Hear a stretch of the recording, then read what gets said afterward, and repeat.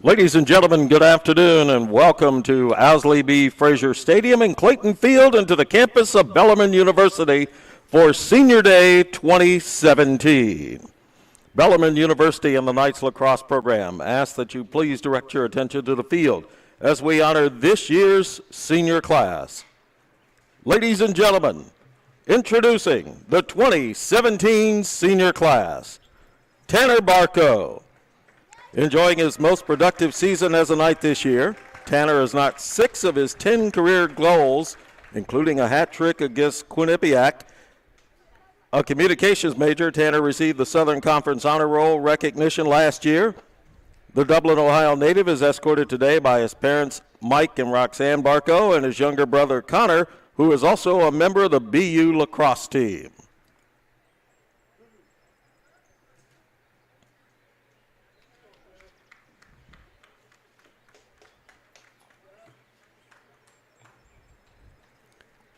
Tucker Seesaw. Tucker is in the midst of rewriting the Bellarmine record books for offense. He's BU's all-time leader in goals, points, shots, and shots on goal, and is just 2 assists shy of topping that list as well. He is both an all-conference performer and an academic all-conference performer as well. Hailing from Scituate, Massachusetts, the criminal justice major is joined today by his parents, Bob and Cindy Seesaw.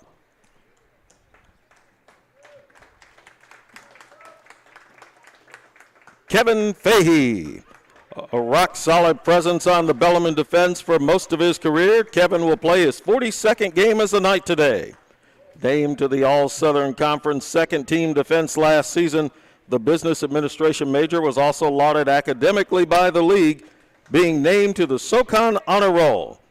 The native of Coronado, California, is joined on the field today by his father, Tim. Graham Macco, another solid student athlete. Graham has picked up the All-Southern Conference Honor Roll accolade last season. This year he has seen action in 11 games, scoring 4 goals and dishing out 2 assists. The business administration major is a native of Orchard Lake, Michigan, and is escorted today by his parents, Gary and Lorraine Macco. His younger brother, Morgan, is a freshman on this year's Bellarmine team.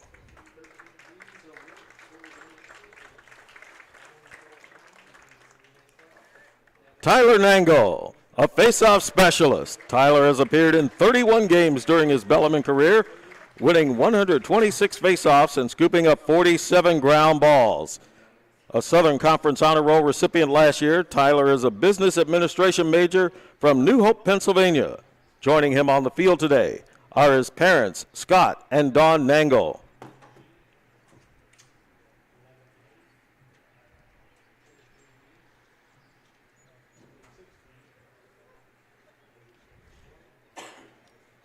Jack Perkins, voted team captain this season. Jack has been a steady performer throughout his career and ranks 8th on BU's career goals list with 44. He is also 4th all-time in both shots and shots on goal. His 14 goals this season ranks 2nd on the team. Another Coronado, California native, Jack is majoring in communications and sports administration. He's joined today by his father, Joe, and his brother Cody and girlfriend Blair Bernhardt.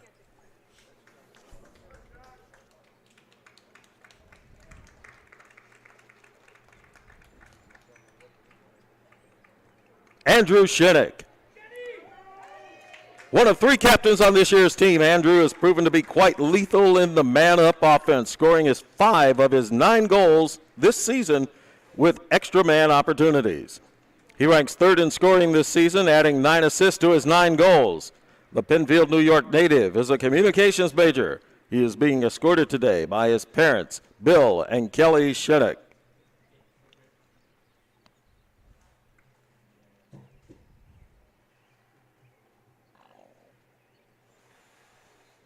Dylan Sprock. Although injuries have prevented Dylan from seeing a lot of time on the turf, he has managed to contribute to the team's success in other ways. A business administration major, Dylan has performed well in the classroom and was recognized as a member of the Southern Conference Honor Roll last season. Hailing from Denton, Texas, Dylan is joined today by his parents, Carl and Jen Sprock.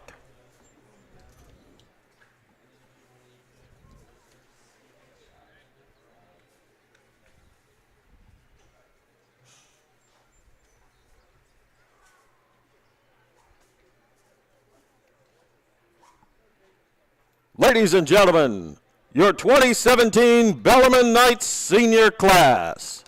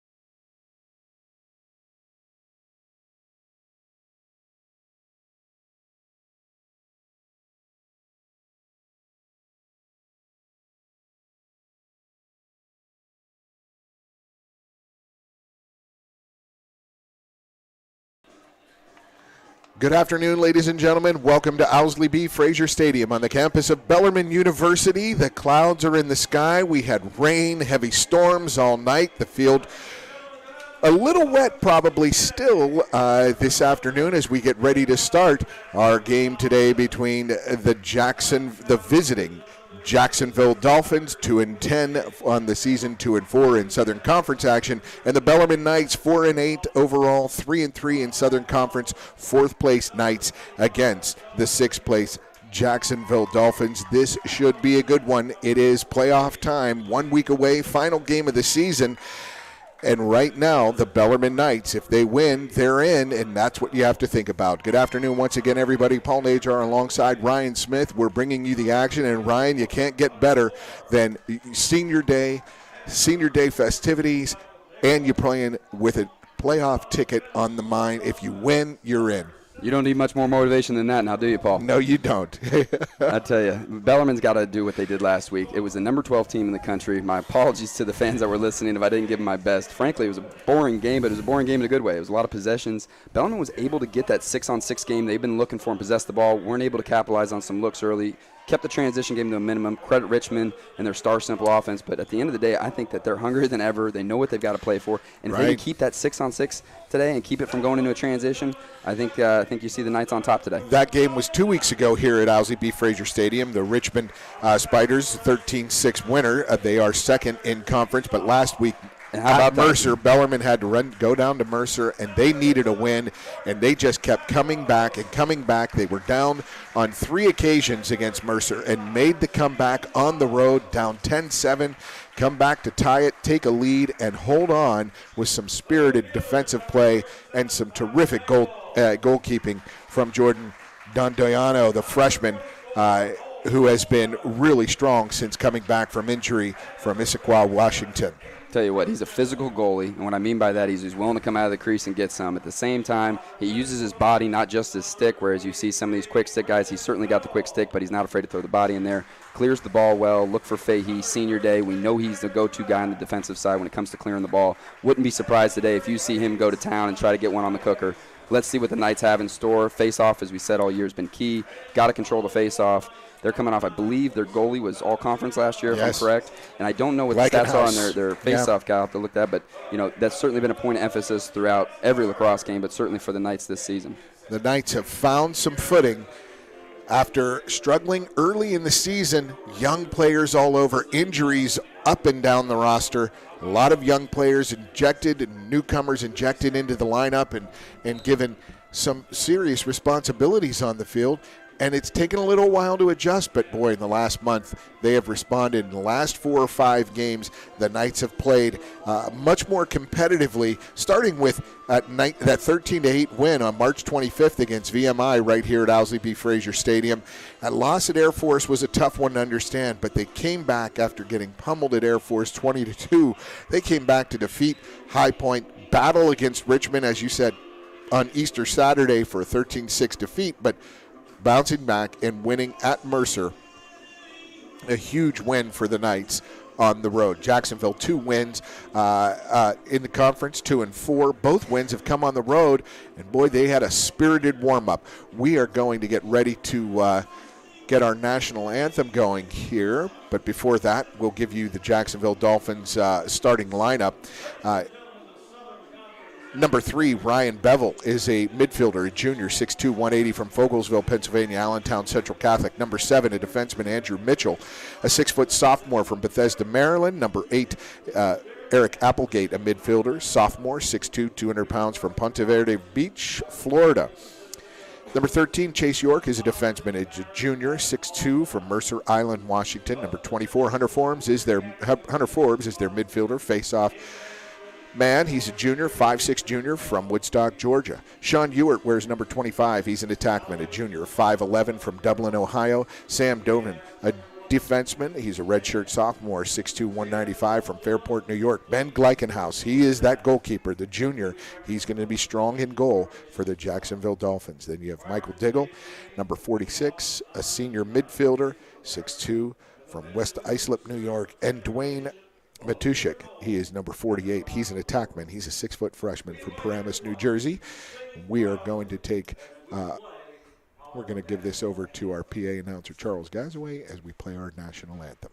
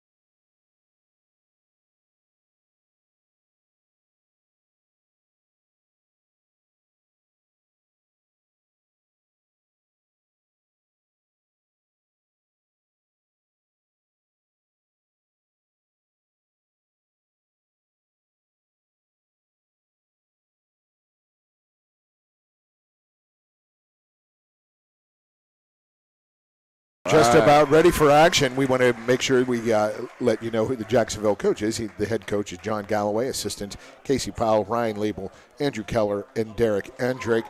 The Dolphins have nothing to lose today, as we mentioned. It's win. If they win today, they'll need some help to get in to that fourth spot and make the Southern Conference playoffs. Top 4 teams make the playoffs. They'll begin play in the first round of the Southern Conference postseason tournament next week in Richmond, Virginia. So the Knights will get you their starting lineup. It's on Senior Day. The starting lineup, senior, leader, scorer, leading scorer, number 3 in Southern Conference in scoring is Tucker Seesaw. He wears number 2, 6'1", 195 senior from Scituate, Massachusetts. In goal is Jordan Dundeano. He wears number 9, a 5'9" freshman from Issaquah, Washington. Morgan Macco is a 6-foot freshman from Orchard Lake, Michigan. He is on the attack. His brother is a senior, right? Morgan's Graham Macco is a senior. He was on her pregame, but he won't be starting today. But Morgan gets the start, 6-foot freshman. And we have number 25, Brendan Fennell, on defense. He is a 5'11", 170 freshman from Washington, D.C. Eric Ruback is a defenseman. He's also a freshman, 6'2", from Rancho Santa Margarita, California. Tyler Nangle is the face-off man. He wears number 37. He'll be relied on, this senior from New Hope, Pennsylvania, to help get the Knights off to a good start. Cole Wolfson on the attack. He wears number 44. He's a 5'10" sophomore from Del Mar, California. Aiden Christian is a 6'4" defenseman. He is a junior from West Nyack, New York. Stephen Votto is on the attack. He wears number 55, a 6'1" sophomore. And number 88, Josh Wen, the long stick midi, 5'9", 175, sophomore from Del Mar as well. And we are ready to go. Here is Nangle facing off against Forbes. Excitement there in the air. Go. Yeah, a little rowdy crowd. Nice Senior job. day, baby. Here he comes. Nagle's going to get the first look of the day. I like it, pushing it early. It's a little scrum there. Sue comes up on top. It's Bellarmine. Hey, Steven Soriano, one of the graduate assistants. He was a senior 2 years ago, and his final game on Senior Day in overtime against High Point, he wins the faceoff, goes right down the field to score. Soriano, his only goal of his 4-year career. It was an exceptional experience for that young man. And Nangle tried to duplicate it here to start the game here on Senior Day at Owsley B. Frazier Stadium. Warm, humid, sun trying to peek out. The clouds are everywhere. Had huge storms last night throughout the region as we approach Derby Day next week here in the River City. Derby's certainly in the air. The competitive spirit's in the air. I tell you what, it's a fact that you want to start that way, and that's what Bellarmine did. Let's see what they can do. They control possession right on side. Oh, nice save. Oh, Gleichenhaus. That's the look you want. C, cage, C, open net. Morgan put it Macco, right in the breadbasket. The freshman. Said, I want to get us off to a good start. He almost did, but right there on the doorstep. Well, credit Bellarmine, patient with the offense, possessed the ball, waited for the look they wanted. They got it on the doorstep. It doesn't get any better than that. You got to finish there.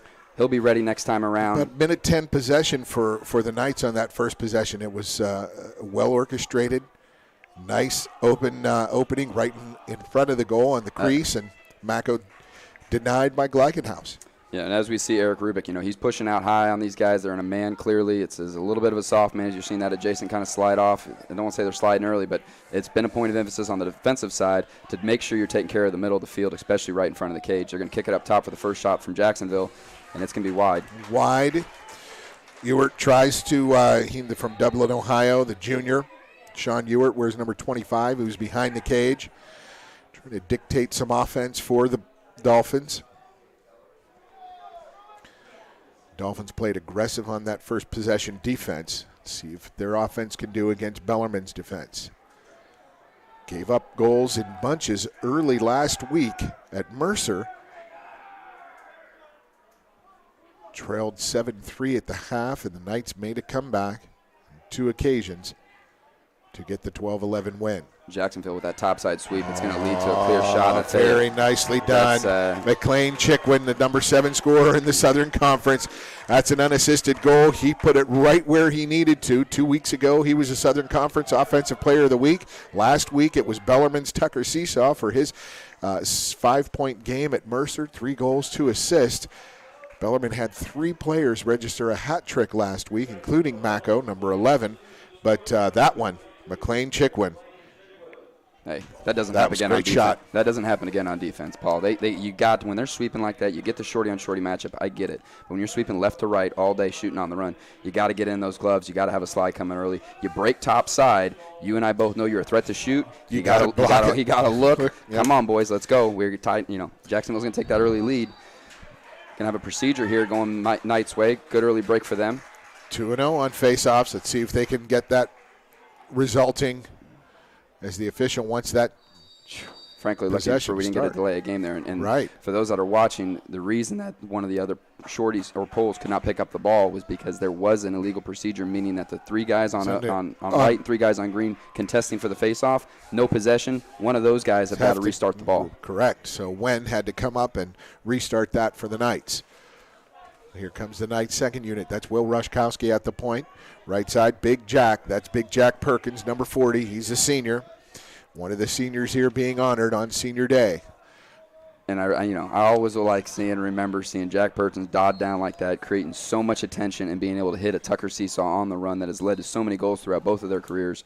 And that's just a staple 1-2 punch that you'll see later today and throughout the rest of the season. Seesaw's shot went wide, and let's see what we can keep generating some season here, Ryan. A win here, and you get to extend right on the doorstep. Yes, Great fake by Mako, and he pump fakes and scores past Gleichenhaus to tie the score at 1-1 here. 11:36 in the first period.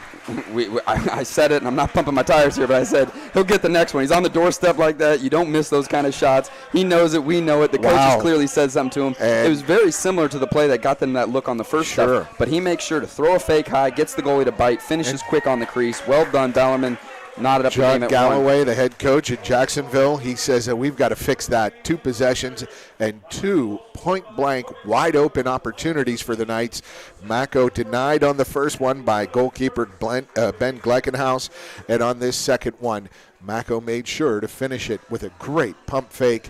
He moved from left to the right side, his shooting side to the weak side to put that in. And I tell you, also look into it a little bit deeper and credit the coaches in the scouting report, because these guys, win or lose throughout the season, have bought into the point of reference when it comes to the scouting report, meaning we're going to have Tucker up on one game, moving the ball from up top, trying to get him to pass the ball a little bit more. Obviously, other games put him down low. Sometimes we're running a motion where they're kicking it back before they dodge all the way down. Other times you're seeing this slip in and out. Now you're seeing the guys run this kind of essentially more of an open set with guys getting in off a little pick and roll on the inside. That guy rolling off has been open.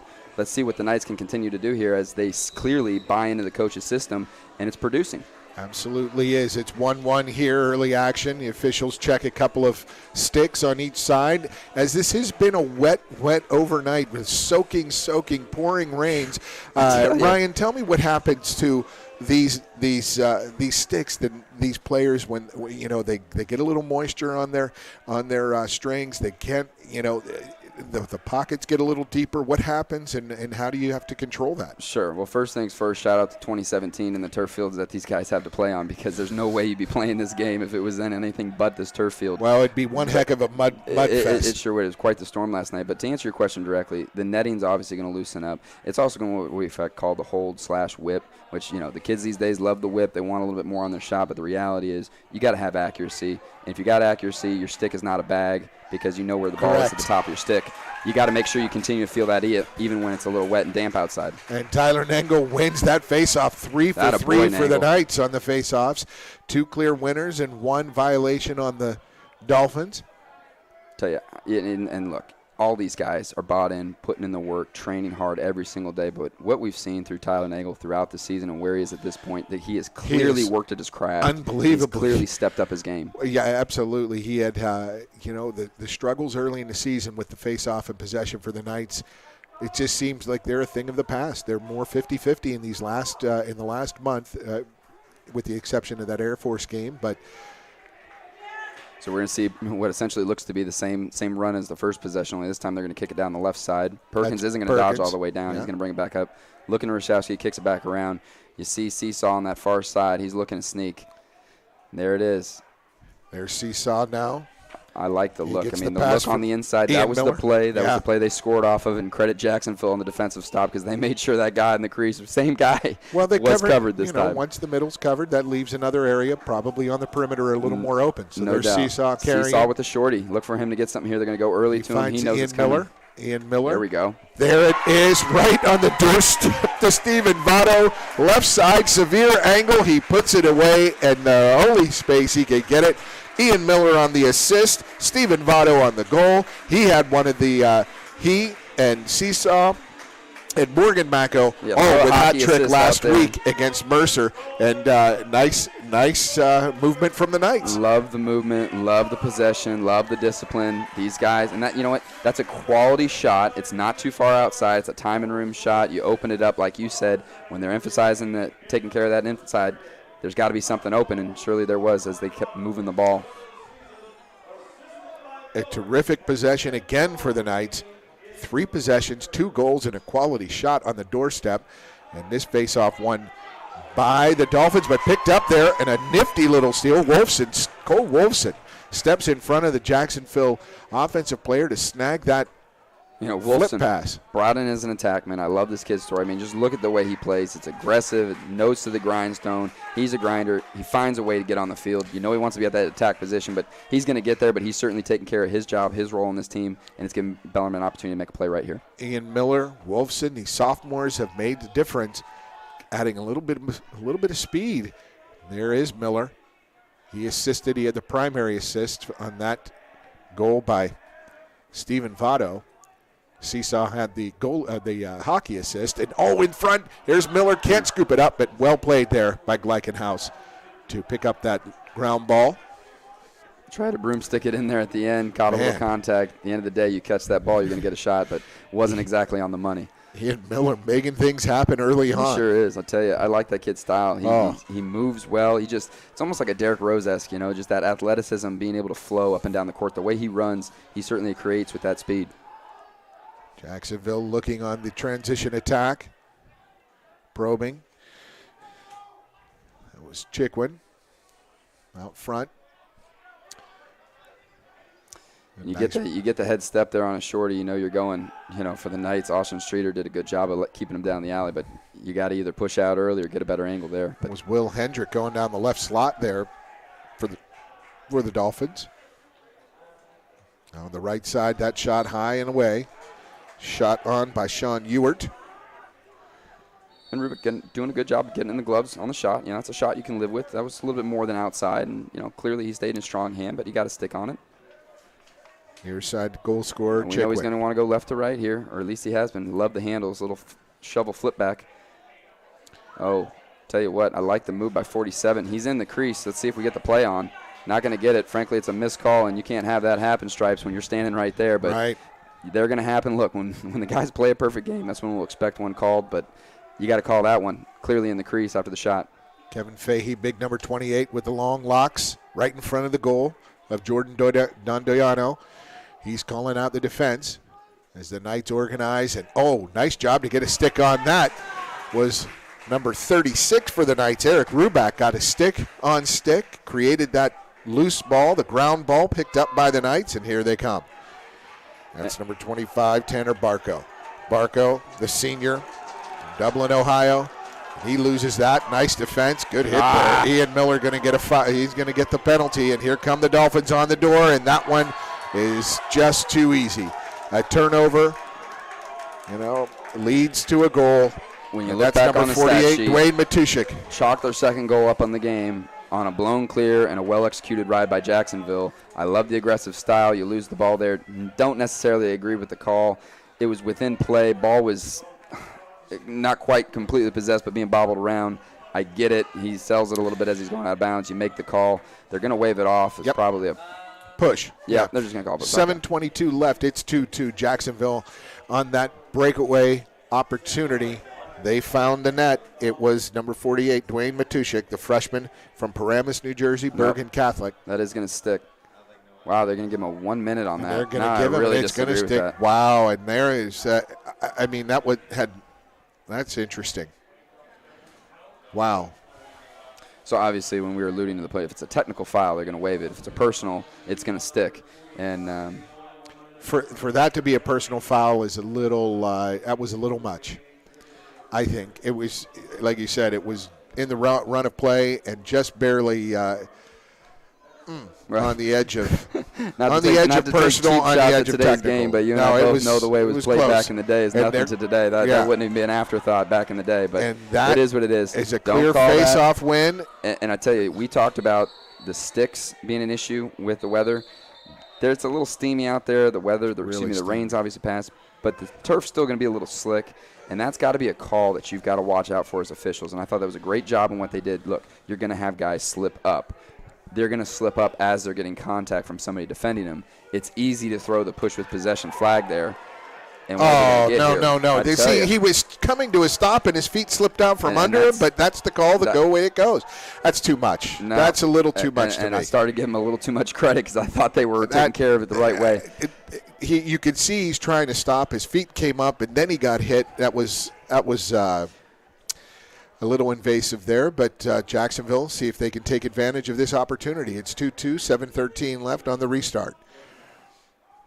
And they still have time look on this for that power. To maybe even be possible a little coaching adjustment, because I tell these guys, look, one move and go. Because if you're trying to do multiple moves and it's wet out there and you get tied up with the defenseman, you're going to slip and fall. Now, you credit the slip and fall to a friendly flag there, but at the end of the day, you don't want to put yourself in those positions. You'd rather possess the ball clearly. They've got an opportunity here, not only with the possession call, but also the man up. Love it. There it is. They take advantage. I'm a Bellarmine guy through and through, but Jacksonville, similar to Richmond, that is a simple star drill, good execution, good slip from the outside. That was Will Hendrick getting the goal, 47. He had a great possession in the last two, and now in the last third. And I think that was Chickwin. Is that possible to get a replay there? I think that was Chickwin's pass. I want to scout that and use that on my high school squad. Yeah, I mean, it's 3-2 Jacksonville. That was well done, and the key to just about everything on offense is high, fast, quality ball movement, and you saw that on their first man-up possession of the day, capitalizing, taking the lead 3-2.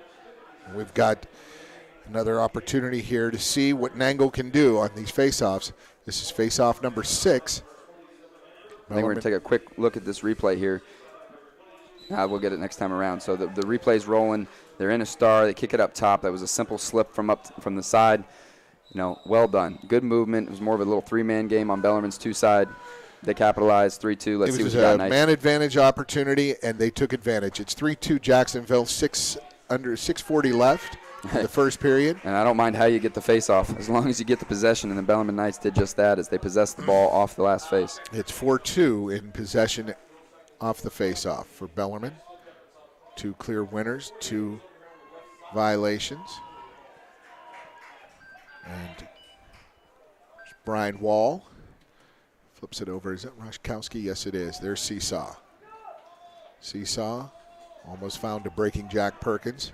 And, at this point in the season, you've got so much to choose from a playbook perspective. Right. They've used Seesaw already to start the offense from behind, from the wing, now up top. And we're going to see something coming. If that's going to be a late flag on the contact from Seesaw, or if that was or is that was pick from a legal pick on Perkins? Or no, he came up to Perkins' neck, or came up into Seesaw's neck.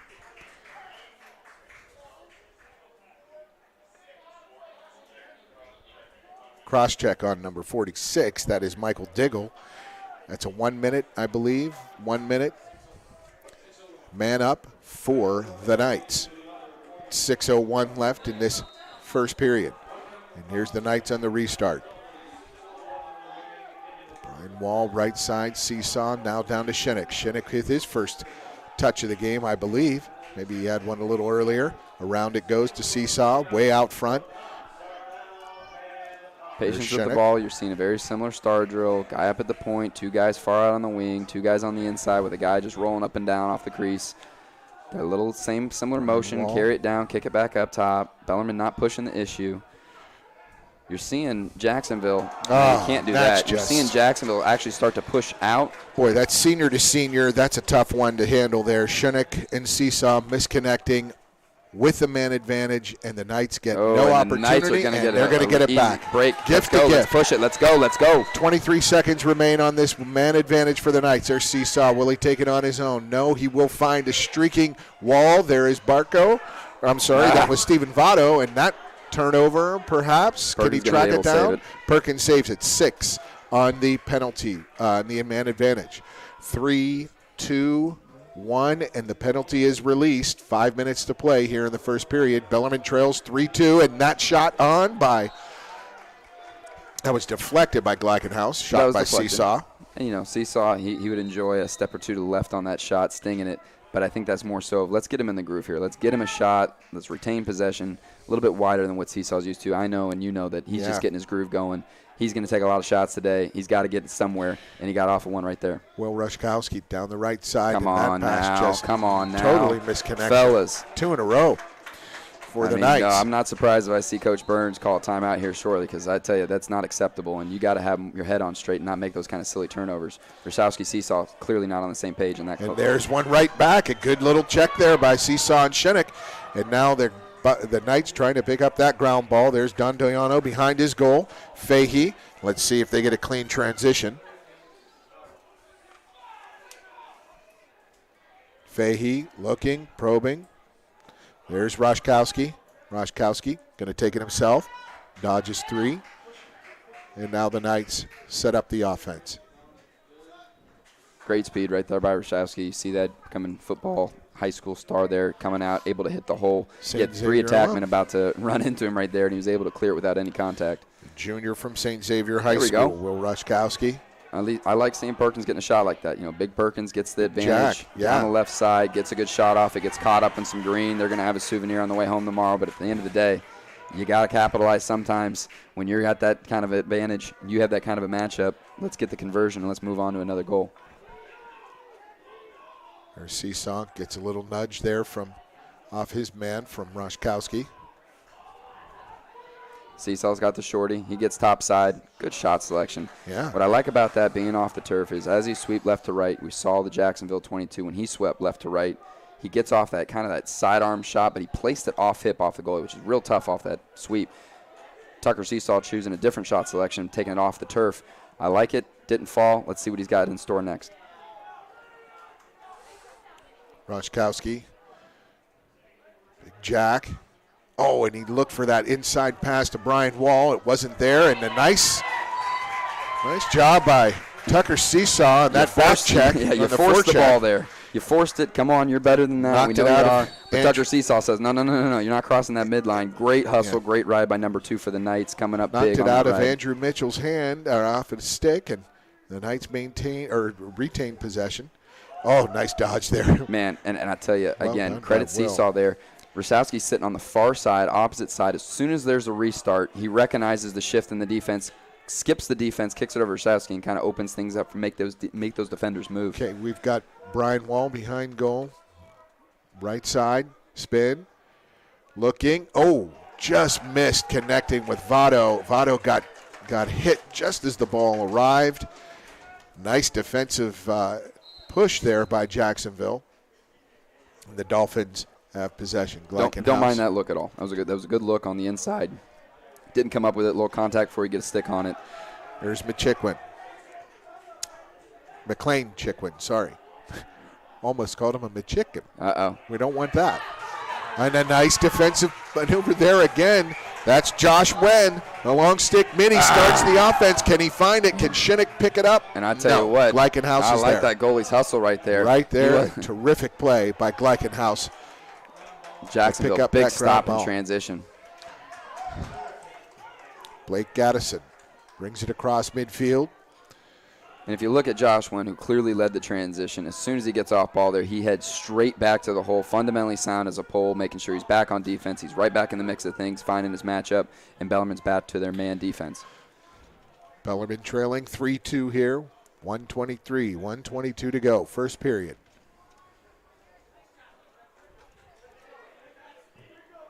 Pre-game could hear Jacksonville, the defenders on that team, the midfielders just doing defensive drills, talking, pushing each other. They were a vocal group in warm-ups, I'll tell you that. Hey, I don't care if it's high school ball or college ball. You come out barking and yipping and yelling, and you're on the same page, and you got guys all believing in what you're saying. You're creating an energy. When you're on the road, you need that in your advantage. Don Doyano took a shot off of something. I don't know what it was. He's in the Knights' goal. Yeah. He's pressing something there, midsection, or a I knee, think that's the or knee. a leg. It's not He's what not you want to feeling see. well. And the Knights turn it over. Nope, the Knights maintain possession. Don Doyano just a little tender there.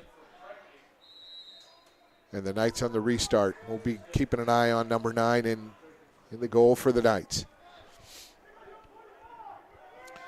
It's Ian Miller. Gets it across to number 25, Brendan Fennell.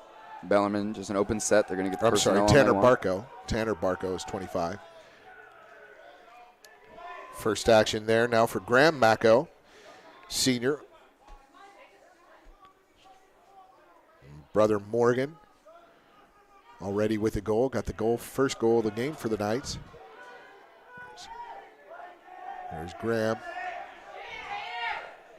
See, just a couple seconds left on the clock. They're going to need to get a shot off. Oh, Seesaw's the there one to was. take it. 3 seconds left. Seesaw and the Knights have 3 seconds once the restart. And we go, and we just misconnected, and that is the end of the first period. Knights trail the Jacksonville Dolphins 3-2 with a playoff spot on the line here in the Southern Conference. We'll review some stats here in between periods, but Jacksonville, the Knights had a strong start, really good possession. The one good thing I think, Ryan, to look at is the Knights aren't trailing by a lot. They've been behind early in games consistently, and they've come back to win. But this 3-2 start for Jacksonville, they've taken advantage of the man-up opportunity, but the Knights as have a done team, you're mentally strong enough at this point in the season to understand that 3-2 is essentially a tie ball game. You're not down, as you alluded to. You're not down big. You're doing your thing. You're taking care of the 6-on-6 ball. Frankly, the defense is holding their own. I like what I see on the face-off. They're coming up big. Ground balls have been we'll see what the ground ball look is. But I'll tell you something I emphasize, and I emphasize it a lot in the high school game, the rides from Bellarmine. The rides from Bellarmine are great. And I don't know what's going on with Jordan here as we look over, but we're pointing over to number 9 for the Knights. Left knee. And, he has a little strain in his left leg. It looks like it's his quad or his thigh. We won't speculate. That's what it looks like, but we don't know for sure. Right now, Max Carter, the sophomore, number 33 from Louisville St. Xavier High School, just about a mile and a half, 2 miles from the campus here at Bellarmine University. So, looks like they're getting him ready to take over while Don Doyano gets tended to. yeah, he's hopping back out there. He's hopping back up. Is he hopping back out? Yes, he is. He's going to go down the other end of the field as the Knights and the Dolphins trade ends. Love those helmets from the Dolphins, those silver They're catching. chrome-looking helmets. Tell you, And the Knights have their grays on today. Those are I like the sharp flat too. gray with the white stripe coming down the middle. They Yeah. look sharp as well. Both teams looking good, and both teams here to play some ball. Clearly, White. we see that on the scoreboard. White with maroon for the Knights, green with the white for the Dolphins. And here we go. Second period about to get underway as Hunter Forbes against Tyler Nangle at the circle. Oh, no, that wasn't Nangle. That was number 77, Turner Lockyer. And Forbes comes up with that one. So Jacksonville gets first possession. See if they can get a clear here. And that ground ball picked up Still loose. Still loose. And the Knights hounding. Come on now. What do they call here? I don't know, but I know it's not on 12 because that kid's out there hustling and making something happen in Evan Kalish. What are we getting here? I do think maybe they're going to – if they get 5-5 on the push, I could buy that here. Cross-check, I think. Cross-check might be a little much. No. Wow. Come on, Strike. Wow. Nick King gets the call. There were 5 Knights around that ball, 2 Dolphins, and the Dolphins come away with a man advantage. Is that a 1 minute? That's a big call right there. And look, and you back me up here, Paul. I've complimented the officials throughout the season when they've called right there. I think there's a little more in the antics of throwing the flag. Sure. I mean, heck, that flag was 30 feet in the air. Worse than the call. I mean, come on. Clearly the official sold it that he saw something, but we're standing right here, and neither one of us really saw it. It is what it is. They got to come up big on a stop as they're man down for a full minute.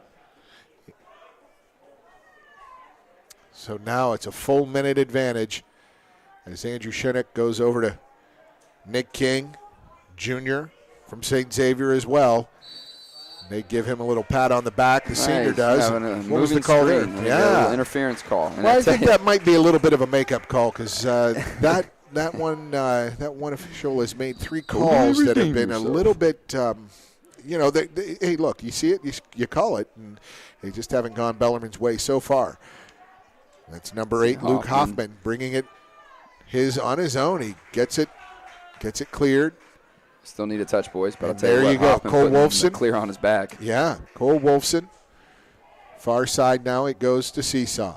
And the game sort of just slows down when Seesaw has that ball in his netting. So strategic in what he's. I mean, look, he's a coach of the game. He's reading the field, seeing what they Bellarmine's have, get the personnel on. All-time leading scorer for the Knights. And there's a reason for that. I mean, he's a very smart player. I see a lot of guys that can shoot the ball, but when you have guys that can actually execute and finish and do it consistently, that's when you start taking yourself to another tier. The Knights, again, possession early in the period, just as they did in the first period.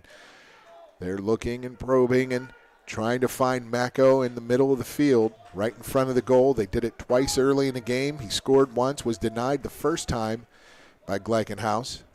Gleichenhaus in goal for the Dolphins. Strong first period. There's Ian Miller, speedy. 5, he might be 5'5", but boy, he got the Jets, and there's Seesaw's left shot. Oh, and he's got it. He just looked and looked, goes around 3 defenders, and puts it away on an unassisted attempt. Unassisted goal for Tucker Seesaw, his first of the game. Seesaw took a running down Newburgh Road before he got off the shot, but I tell you what I like most about that, and the guys that break this down, you saw Ian Miller at the top, and he got the best angle you could possibly get on your defender when it comes to dodging. He got him square in the middle. He made him think he was going left. He gets the extra step when he goes right. His dodge down creates a slide. He kicks it out early to Seesaw on the run, catches in a sweep. Seesaw keeping the stick tight to his body, getting through traffic. 1, 2, 3, 4. Yes, sir. May I have another? Buries it off hip. I like his style. He pulled back twice on that shot. He just waited and waited. Patient play by the senior. And again, on the shot there, just so the guys that are listening here, when you're that tucked in with that much contact, when you break your hands free, you're shooting the ball. There's no ands, ifs, or buts about it, and Seesaw was clearly ready when he could get the space to finish the opportunity, and he did so as Jacksonville's going to see a wide-open clear. Yeah. I tell you don't like seeing that, but Bellarmine getting some different personnel in the field. They do have a second grouping, it looks like, of defenders. Number 3, Austin Streeter, getting his first action on the field. Oh, what a great shot. Was off the side. Nope, that was a good one. Yeah, that was a good one. And that's a great shot there as Mitchell Parker took the hit, delivered the shot and the goal to make it 4-3. If you were doing your own squat drill here and you try to squat down like you're going to sit in a chair without being able to actually fall down, that's right about where he was when he shot the ball. Yeah. I mean, he was on his way down, gets the shot off, high to low bounce, finds the back of the net. That ball couldn't have been traveling more than 30 miles an hour. Well, it was a little bit of an off-speed shot, but that's all it needed to have. They got it by Dondiano. A little bit of a crowd in that crease or near the crease, and it's 4-3. This Evan Kalish on the faceoffs, he's been scrappy all year long. I love it when they put 2 poles on there. They switch it up here and there with the personnel, but what he's doing right there, backing off that wing line, getting a head start. Nice job there. That chop he from times it well. Evan Kalish created that loose ball opportunity, but Jacksonville recovers, and they pick it up and maintain another possession. Yep. Knights need a stop here. They need a stop to regain some momentum. Well, they get the stop there off the scramble. You're going to see Jacksonville set. You see what they're getting their personnel in. They want to set play. You hear the coach getting his guys in, wanting something. I don't know what it is, but see, here we go. Obviously, he's going to start on the top of the right side. It's going to be a dodge down the right Will side. Hendrick. Wow, that's too easy, but he splits quick to his left, and as he's trying to get the sweep, same side comes off at the crease. Not a bad play. There's Sean Ewert. Out top it goes to Hendrick again. I think you're about to see the same play this time from the left side. Hendrick against Cole Wolfson. And that shot just tipped away, I believe, by Don Doyano. Here comes Nick King in. I like the no call off. there on Wolfson. He took a lick there, but he was set. The defender ran into him on a blind side. It wasn't like he was trying to plow him over. I like that they let him play on there. Good physical ball. The Knights close quickly on that opportunity there. Caused the loose ball, picked back up by the Dolphins, and around they go. That's Eric Applegate behind cage. Back out front to Hendrick. Some size and speed. Good combo from Hendrick there. Oh, and a streaking, very nice play. They turned their head. They lost track of McLean Chickwin, and he gets his second as he buries the goal number 5 for Jacksonville. They lost track of their most lethal scorer, the 7th leading scorer in the Southern Conference. He gets his second of the game. That is Rubik lost his man top side. You know, he's obviously taking the heat for it. I like the leadership. At the same time, you can't have somebody just walking down the backside uncontested like that. You got to have another guy step up and call that out. That was his 21st too of the easy for season. Jacksonville. Chickwin, I believe, sets a record now with his now 20th and 21st goals as a midfielder. I believe you're right. In the Southern Conference. Seeing Josh Wynn, Evan And Cage, there he is. and Mr. Nangle, Turner all Lockyer. trying to do it all himself. Picks it up, but then loses it. Oh, boy, when they had possession. Thought he had a clean face-off win, and it goes right back to Jacksonville, and they are just going to pour it on the Knights, 5-3. The Knights tied it at 3, and for the last 2 minutes and 45 seconds, call. It's been a very strong Jacksonville push. Yep. Yeah. That's got to be a scripted call on the face-off because I didn't see those guys getting in there like they usually do at 100 miles an hour. You're expecting maybe a fast break or something, but you can't have those scrappy balls and have your shorty when you got 2 poles out there being the only one. Lockyer couldn't contain it, but now the Knights get back possession. Let's see if they can get a clearing opportunity. That's Graham Macko, gets around the defense, and now he'll start the offense. See what personnel can come in. Right there is big Jack Perkins.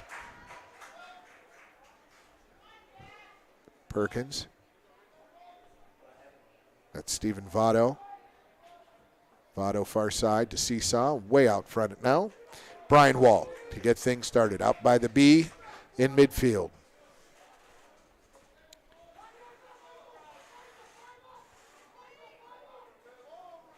And that's just the fourth one of the game. Just simple connection. Can't be made, and the Knights, maybe the personnel wasn't exactly how they wanted it at that point, but boy, well, when you're that's just a simple pass. When you're dodging down like that to get it to the guy at X, all right, you're either dodging for a look Oh, on the cage. terrific hit by Seesaw. That was great. I mean, that's another one from Seesaw. That's got to be 3 from him.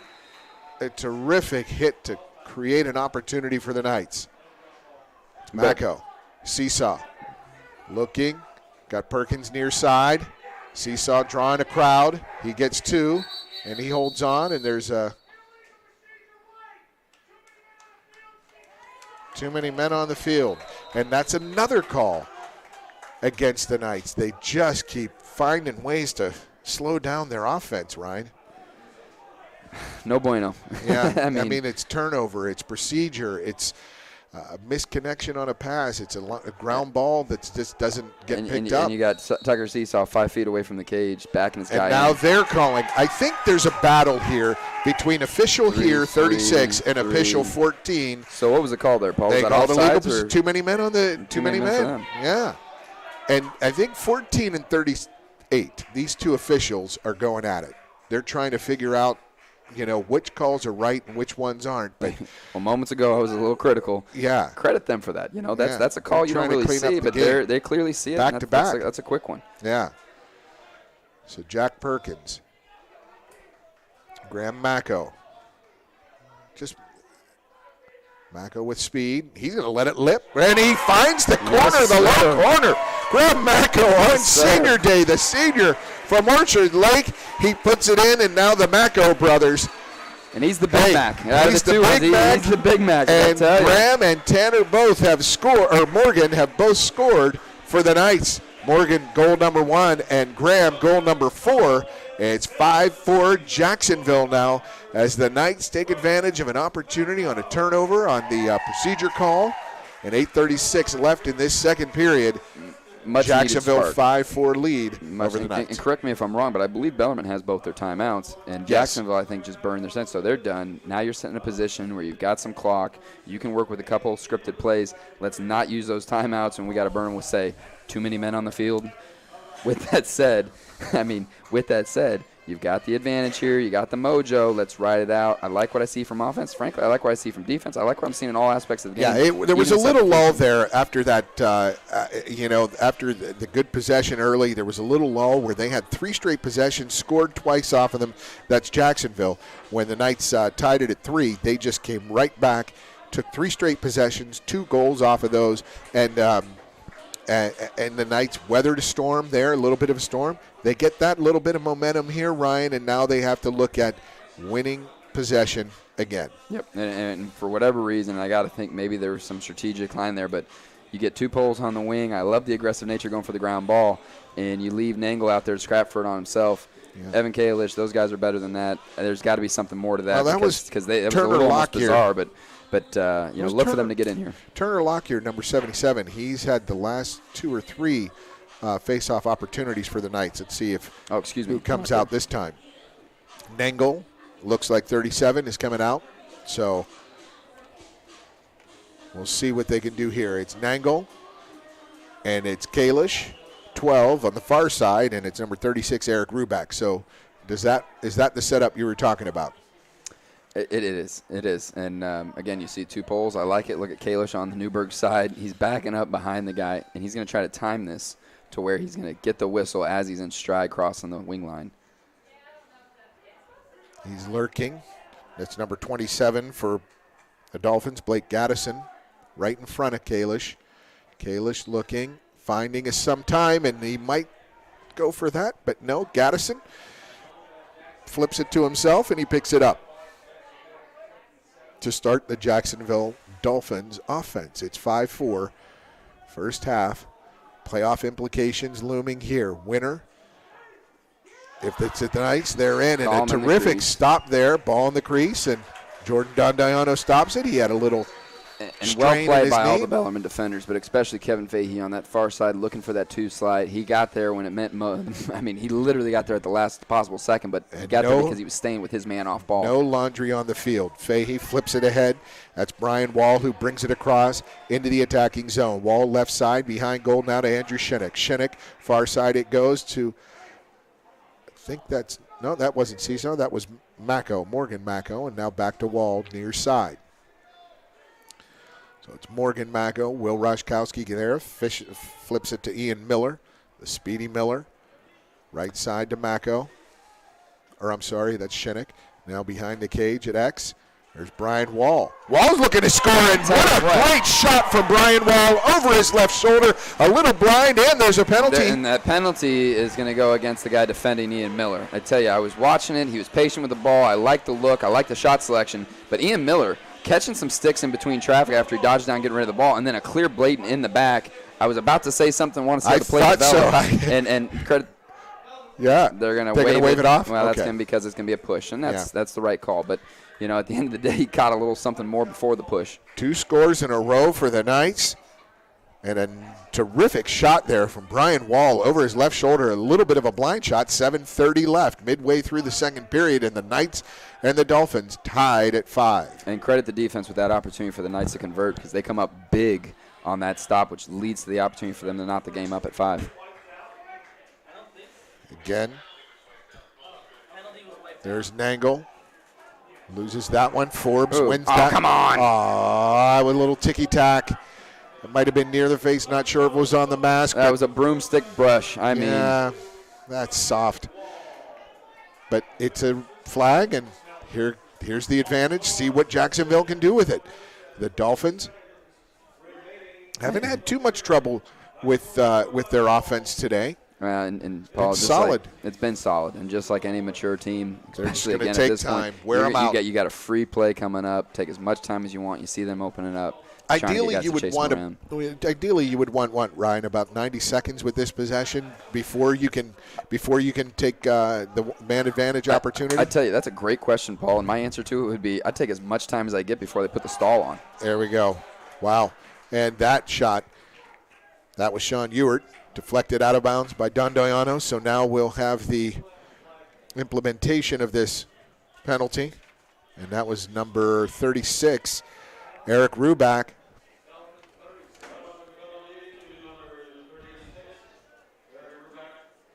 Nope, don't like that call. 1 minute for slashing. I didn't know if that was a 30 or a 1. They called a 1 minute. 6:37 left in this second period. Near side, Eric Applegate out front there. Number 45, Chase McIntyre getting some action. Chase McIntyre, 6'5" target. Look for him to get into the crease. There he goes. Looking for 45 inside. And, oh, what a sweet give and go. That was number 22, McLean Chickwin, his third, 22nd of the season. He matches his number in goals this year. And the leading goal scorer from the midfield in Southern Conference, I believe, in Southern Conference history now, is McLean Chickwin. Well, off his first sweep today on the inside, I almost thought to myself, the kid's got to be Canadian. Yeah, I mean, he is. You can't coach that. That's clearly a box style play that's showing here in the field game. Yeah. And what I mean by that is so aggressive and tough on the inside, where they have their stick in such a small area that when you put it on the money, they're so accurate, so quick with that flick. stick. Yeah, it's the box game that's showing like on the field. A tennis racket, it's almost like playing at the net. Yes. You know, that quickly making that quick twitch with your hand, eye, your feet, your footwork, all have a play. Turner Lockyer loses that one, and now Hunter Forbes getting the better of Knight's possession on these faceoffs, but that ball's still loose. Oh, and I mean, Seesaw gets pummeled in the head. No call, no flag. Wow. And the reason we saw those guys be able to fight for the ball outside the box before possession was that the ball went inside the box, which clears everybody as they're able to play for it. And then it gets kicked back outside the box, and you see everybody going at it in a scrappy nature. Wow. That was shocking when Seesaw got decked, and that looked like a shot above the shoulders, but no call. Jacksonville with another quick shot released by number 8 there, Eric Applegate. And, you know, the Knights tie it, and then they give it away. Give a couple away, and those two possessions there, that call for the penalty was a little tough to take on the last possession to make it 6-5, and then you lose that opportunity on the face-off. It's now 7-5 Applegate. And you don't with get a the great call shot down here. That's a lot. Got to make your own on the calls, side, though. but Got to make your own calls. Amen to that, Paul. And you these know guys, what? You're right. You got to make your own calls. These guys are playing. They're not playing on their heels so much. It's just that Jacksonville's taking it just a little bit of a lead in those 50-50 opportunities, and making plays, making things happen for their offense. And Nangle, did he pick up the loose ball? Yes, he does. Quickly forward ahead. That was Cole Wolfson, and Wolfson. Seesaw's going to be there to get it back, but that was close. Yes, it was. And look, Bellarmine actually did not win that face, but he stays with it and makes it the one-man show that goes after that ball and comes up big time with a huge GB. And that's the thing about these face-off guys is if you don't win the clamp, you got to know where the ball is. And he clearly had an eye on the ball and was able to convert. Will Rushkowski out the circle to Ian Miller. Miller. I just love how Miller gets his dodge going. Oh, and that was off the side of the – I think that was off the pipe, wasn't it? I really like how Miller initiates the offense, not on the left side, not on the right side, but dead center, top down side. Down the middle, yeah. Picks his alley quick, and by the time he picks it, he's so quick it's probably 3-4 steps that way, and he's already gotten rid of the ball. Brian Wall, last goal scorer for the Knights. Goal number 5 comes from Wall. Wall reverses, backs away, Seesaw. Back to Wall at the X. Moves around the screen. Oh, that one looking for a shot there was Wall, and now Seesaw. He'll get a shot off. You watch this. If he gets that opening, he does. Yes, sir. Shoots, and a terrific save by Ben Gleckenhaus. Hasn't had to make one 3, lately. 4. Yeah. Yeah, I hear the people in the stands calling for the count on the goalie there. I think He he's held that pushing ball all for a of little 4 while. seconds. I want to call that maybe a 5 Mississippi, but it's going to continue on Green's way, and 22 with the ball is dangerous at all Chickwith. times. And right side, Ewert. Yeah, it's been a very Yeah, you can't. I mean, again, you create your own plays. Yes. But that was all for Mississippi to me. Yeah, it's an opportunity to reevaluate. Maybe coach will get a timeout under 4 minutes to play, trailing 7-5. Jacksonville, every time the Knights make a move, they respond. They've responded twice. The Knights tied it at 3, 2 straight goals to go up 5-3. The Knights tied it at 5 and 2 straight goals to go up 7-5 for the Dolphins.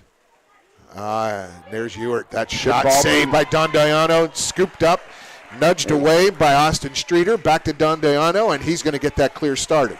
There's Streeter. Good ball movement by Jacksonville, but even better job by the Knots of not getting caught in the switch game. If you get caught in that switch game, that's when they're going to get the opportunities. They were able to stay with their man. Streeter splits the forecheck once they get a little action going in a transition. That's where I think the Knights have been lacking a little bit, Ryan, is that the Jacksonville's transition offense has been a lot more effective. They've been finding that trailer almost every time to get a good opportunity. No, they're making the easy pass, and they're making it early. And the ball will move faster than anybody on the field, and they're doing a good job of getting the ball from A to B, and they're getting 3-4 guys in on it to get the ball there. It just seems Bellarmine's transition is taking a little more time than they'd like. I agree.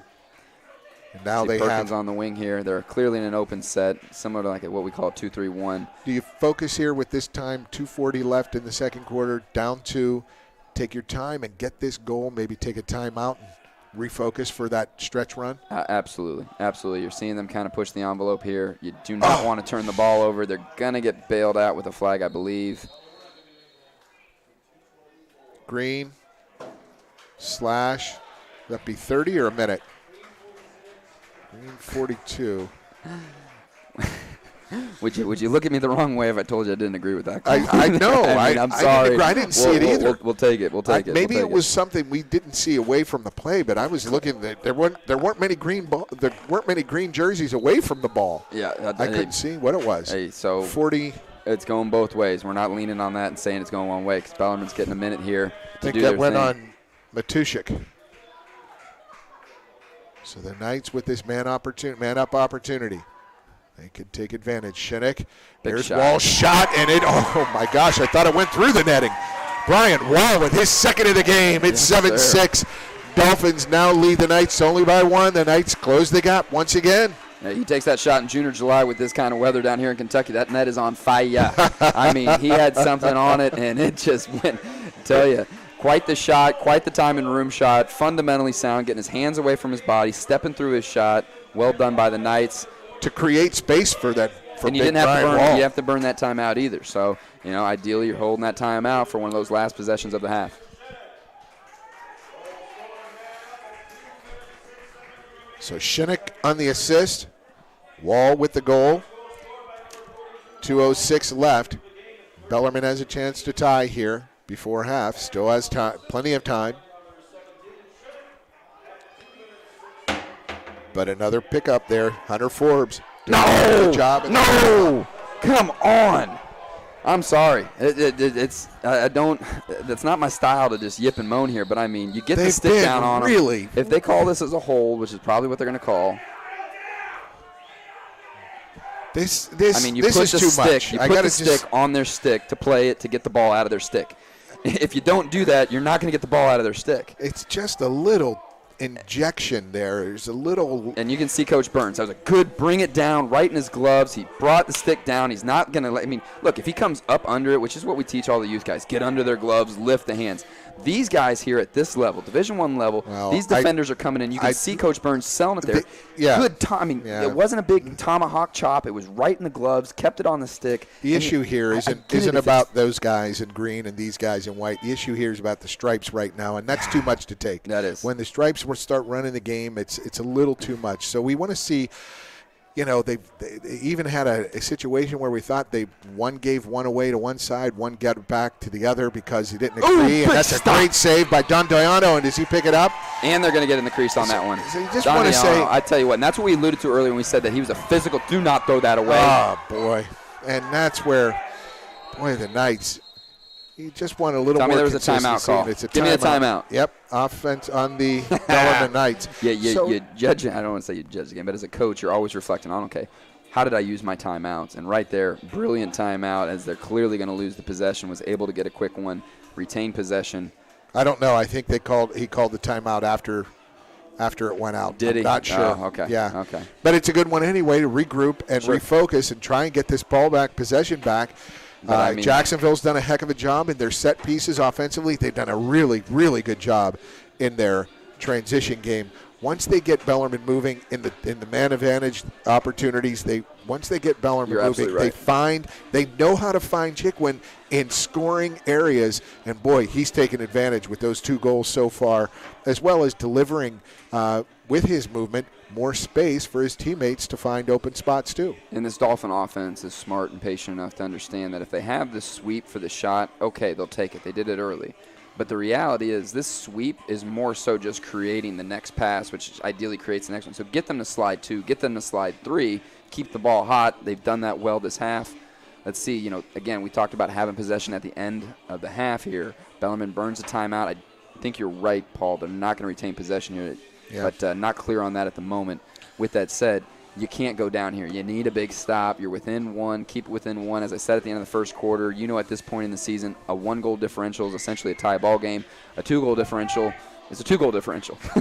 So let's see what Jacksonville and Bellarmine come out with 1:26 left in the half. Absolutely.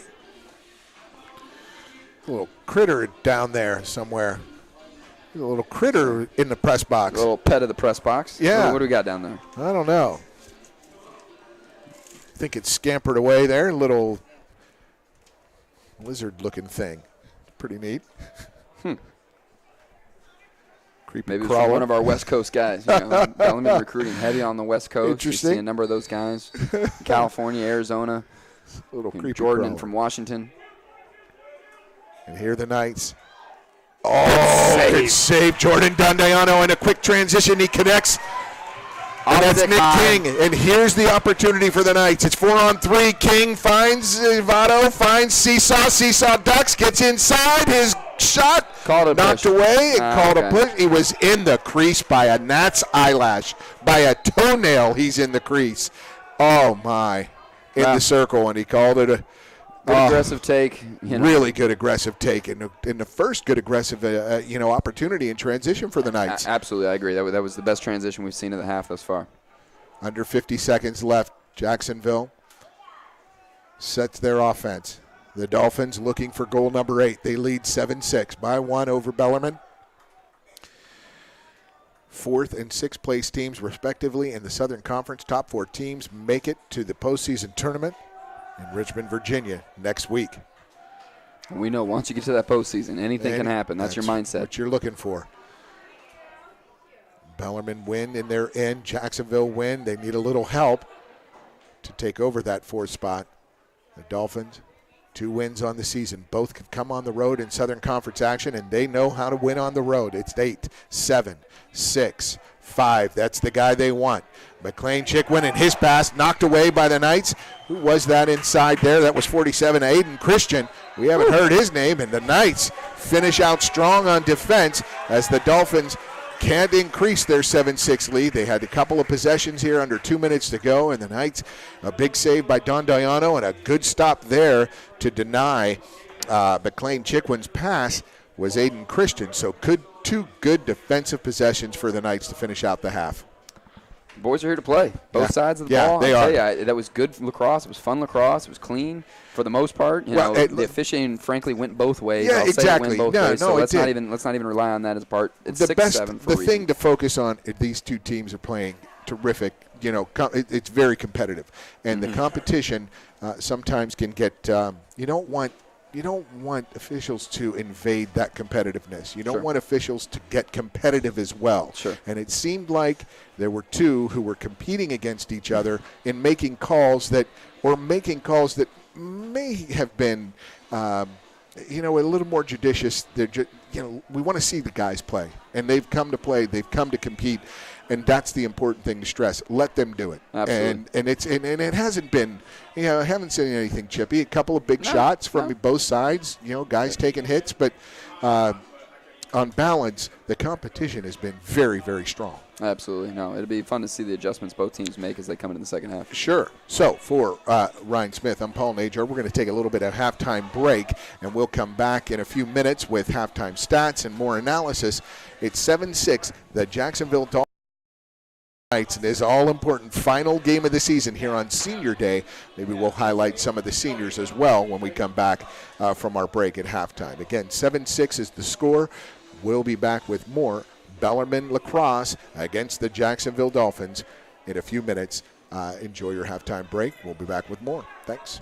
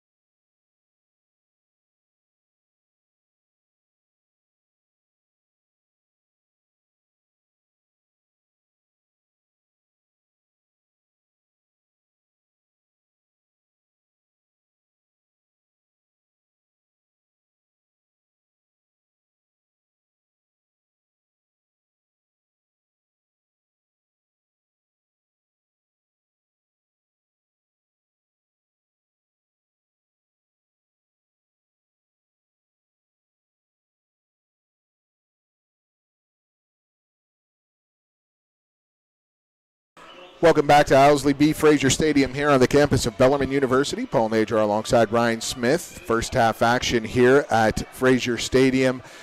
The Jacksonville Dolphins lead the Bellarmine Knights 7-6. Terrific action on the field between the two squads, and a little bit of,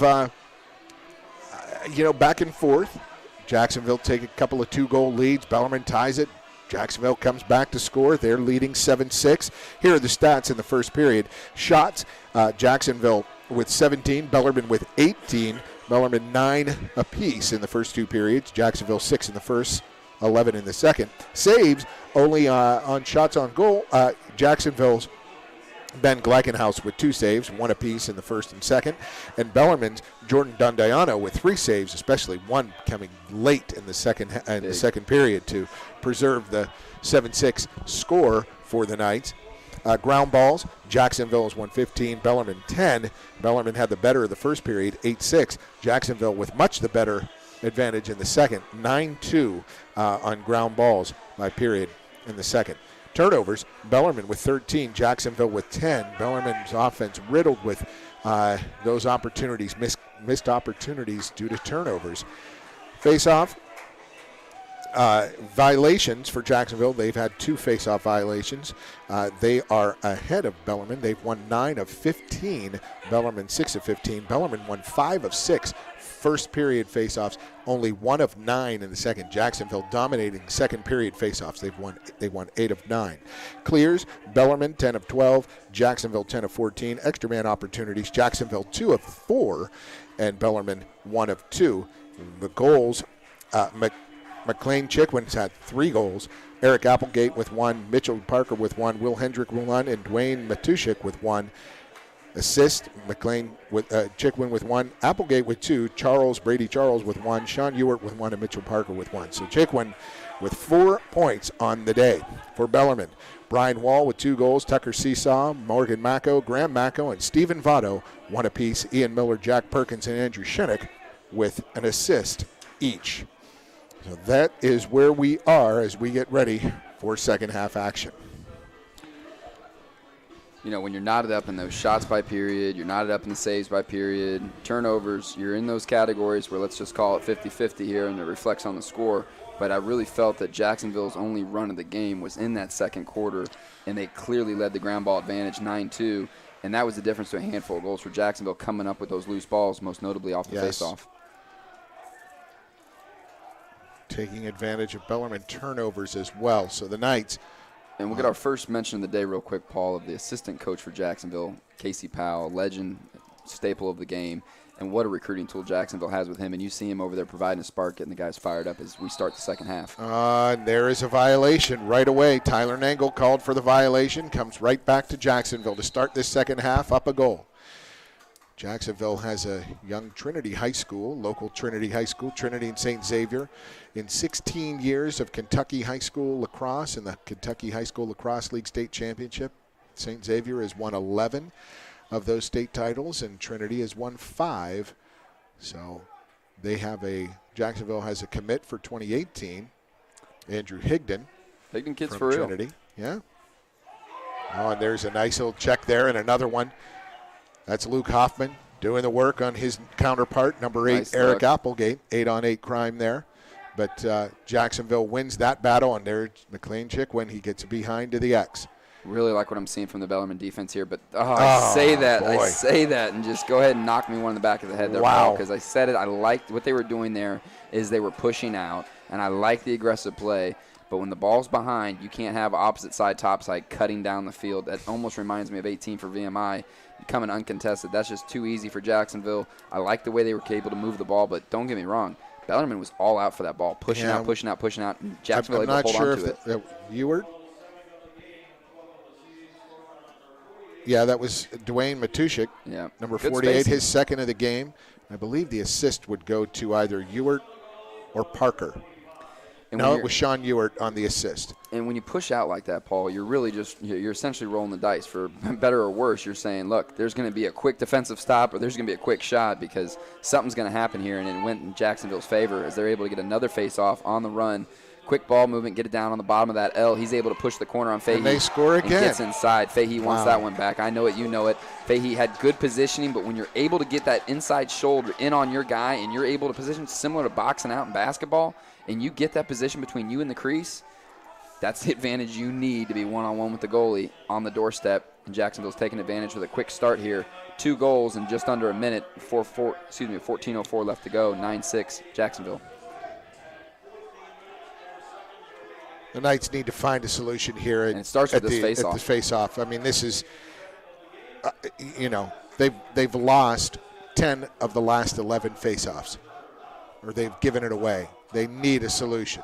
And there is a lot of noise coming from the Jacksonville bench, and it's just a dominant performance now by Forbes at the X, or at the face-off. And a great save by Dondoyano. And that loose ball can't get picked up. And that was a loose ball from Bellarmine back to the goalie. It's going to count as a pass, so that's going to be Jacksonville's ball. Oh, boy, they maintain. But, man, I tell you what, that should have been a goal for Jacksonville, and Doriano said, no, sir. 9-6. Dondoyano said, we'll deny this one. So 9-6, Bellarmine trails by 3. They've responded with every 2-goal deficit they've faced, and now it's a 3-goal deficit, 13:30 into the third, with 13:30 left in the third period. And for those face-off guys that are listening, and even Higdon or Lanham or any of these high school guys around town, you see the hustle from Nagel after to get off defense. He beats his guy by a step for the substitution line, gives Bellarmine the advantage to match feet and get on defense rather than a mismatch. And that's effort, that's hustle. That's well done by Mr. Nagel. A little passive here on the defensive end for Bellarmine. They had 2 really good defensive stands at the end of the first half. Good stick, Fahey. And there's Fahey with this stick, and Fahey knocks it down from behind. You saw in the first half, Fahey wasn't pushing out behind. He was staying at GLE, making them come to him. He was bowing both sides of the goal, just jumping behind. Early in the second half, he's been pushing out behind the cage and does so right there and comes up with the deflection. GLE, for those who don't know, goal line extended. And there is a nice weave by Brian Wall into the offensive zone. Wall far side, just great endurance from Wall. I mean, he's one of those guys that'll run guys around. Haven't heard from Will Roszkowski much in the first half. Roszkowski back at the point here. Roszkowski and Miller play a similar game. Use the speed to the advantage up top, create, kick it to an outside shooter. There was Macco, Morgan Macco's shot, knocked away by Gleichenhaus. Call him laying on the ball. There we go. Yes, and that will be Bellarmine possession. Outside the box on the restart is Seesaw. Now Roszkowski.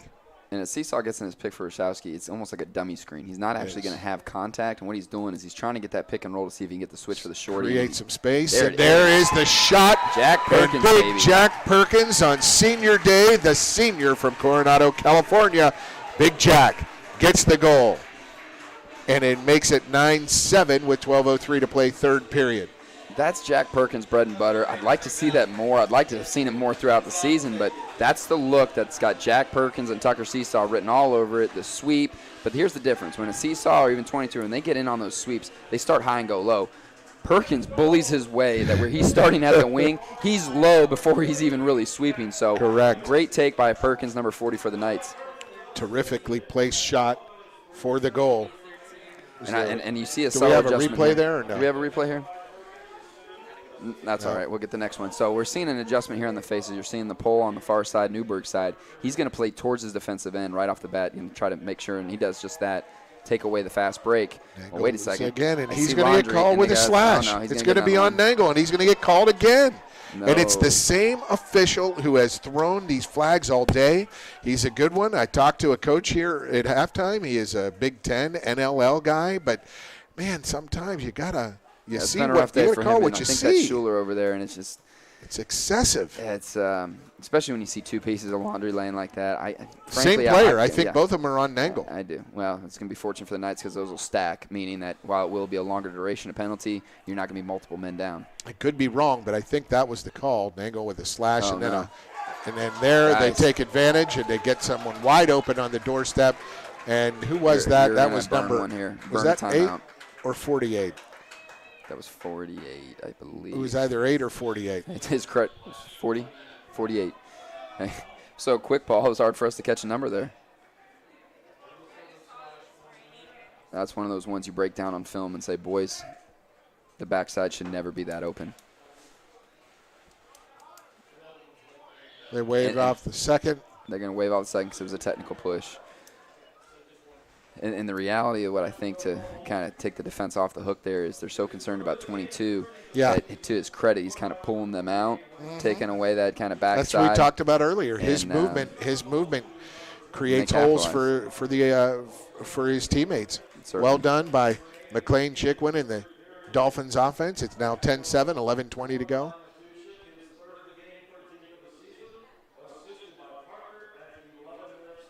So Parker gets the assist, and I'm not sure if it was Applegate. Mitchell Parker gets. You don't know where it is. Got to get it. Turner.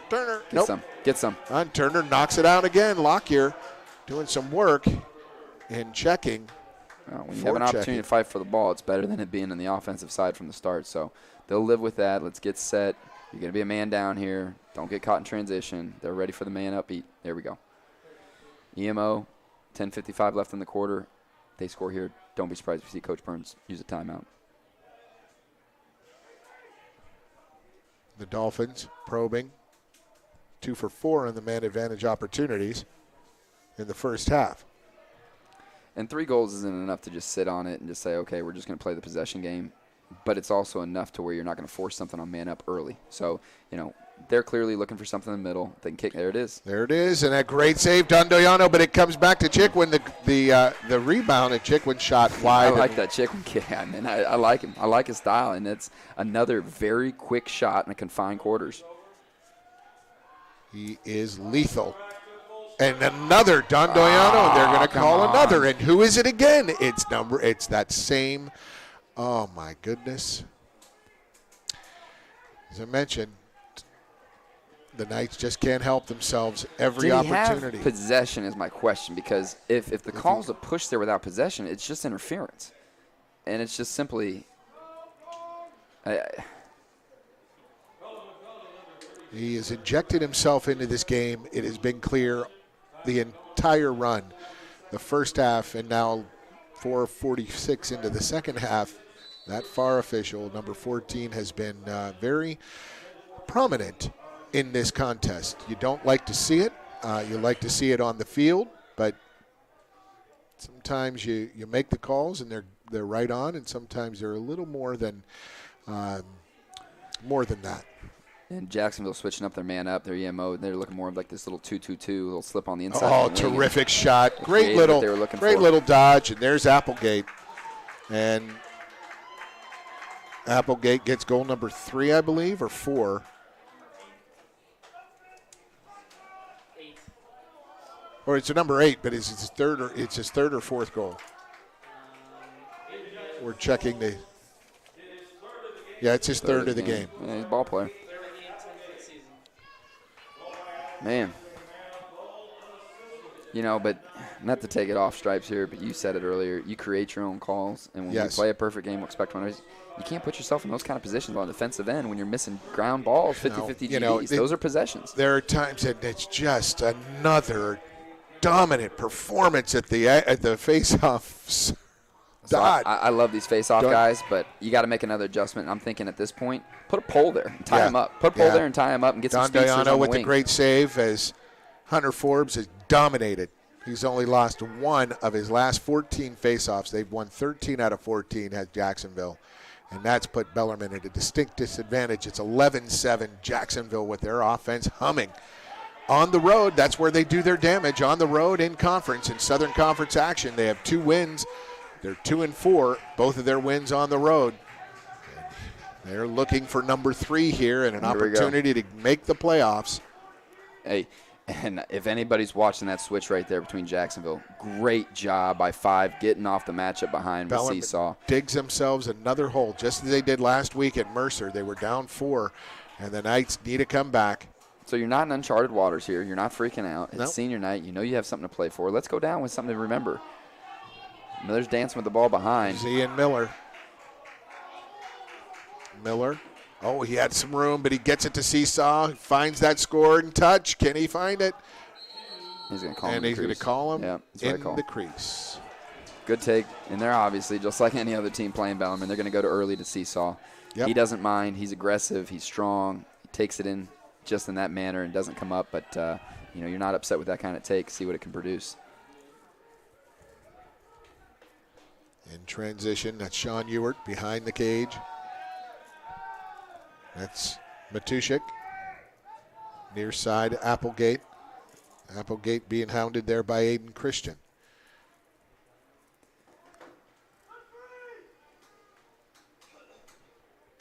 That's Brendan Fennell on defense there, 23, and out it comes. We see number 3, Austin Streeter, in the game as well for the Knights on defense. There's Will Hendrick. Hendrick with a goal. Knights fans vocal here in their support of the home side on senior day.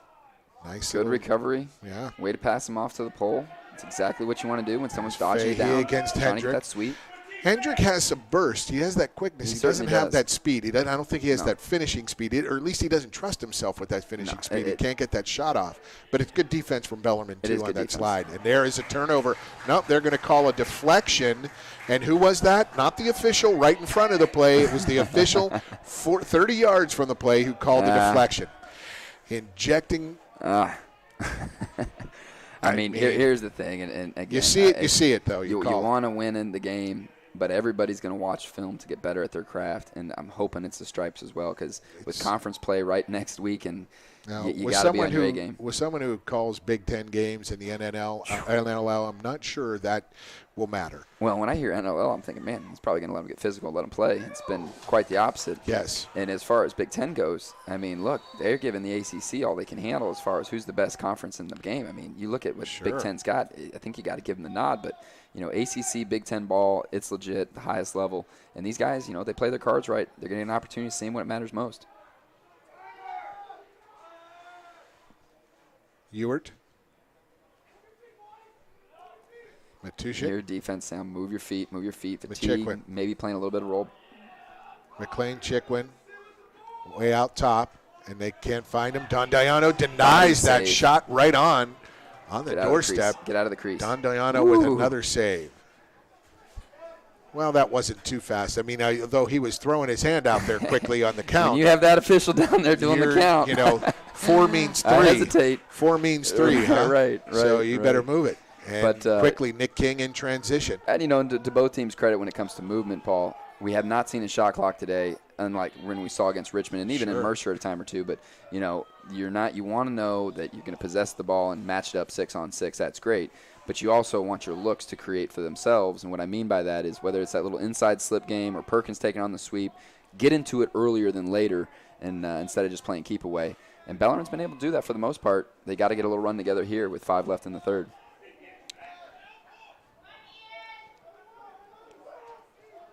Knights Ian looking getting for a tied up. spark. Tell you, haven't seen Ian Miller come Miller. from behind a lot this Yeah. year. I saw it a lot last year, but for the It's a most little part, he's been different coming up setup. top. So they're making some adjustments there. I don't know if I like it, but I like what I see here with Seesaw trying to put the team on his threat. back. There's Rushkowski, far side, big Jack Perkins. He wants to load up that There big he is. shot. He's going to let Yes, it sir. fly low in the crease. Good pickup. Ben Gleichenhaus. Man, I tell you, Seesaw caught a little extracurricular activity right in front of Mr. Schuler. No call there. Actually, I don't know if that was Mr. Schuler or not. I think that was our other official. But it's a good chase to the ball. Good hustle play. That was the official we haven't talked about yet. 29 is the number. 38 and 14 are the ones that have been interesting and Interesting supply way of putting it, Paul. I an appreciate it. interesting situation as far as making calls that, boy, sometimes you see them, sometimes you don't. Depends on the way of the wind. Speaking of wind, the wind's picked up, moving from left to right on your TV or computer screen. Freshening probably 10 to 15 miles an hour. So it's Barco's at got a Bellarmine's shorty back. matchup. Let's see what he's looking to do here. You got 2 shorties up top. Everybody's else pretty much stacked inside. You see some laundry on the field from Mr. Schuler. It's on the far side away from the ball, so I don't know what the call is. I'm thinking maybe a hold. It's Tanner Barco, 25, making that spin move, taking a couple of whacks. Tanner Barco, the senior, his brother, Morgan, or Connor, a freshman. And I like how patient There's the Knights Votto. are. It's a free possession. Possess the ball. You're not in a Three- panic situation. 3:35 left, third period, and there is Seesaw getting hammered repeatedly, and 14. Now this official calls nothing as he gets it whacked out of it. He gets his stick whacked out of his hand. He calls nothing, and earlier on that play where, oh boy, that's just tough to take.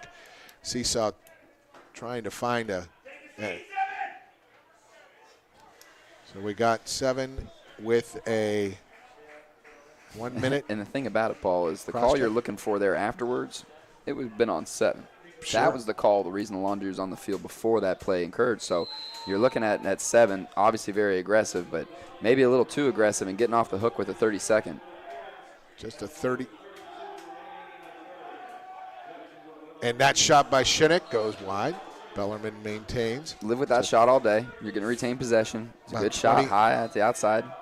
Little less than 20 seconds left on the man up opportunity. There's Perkins.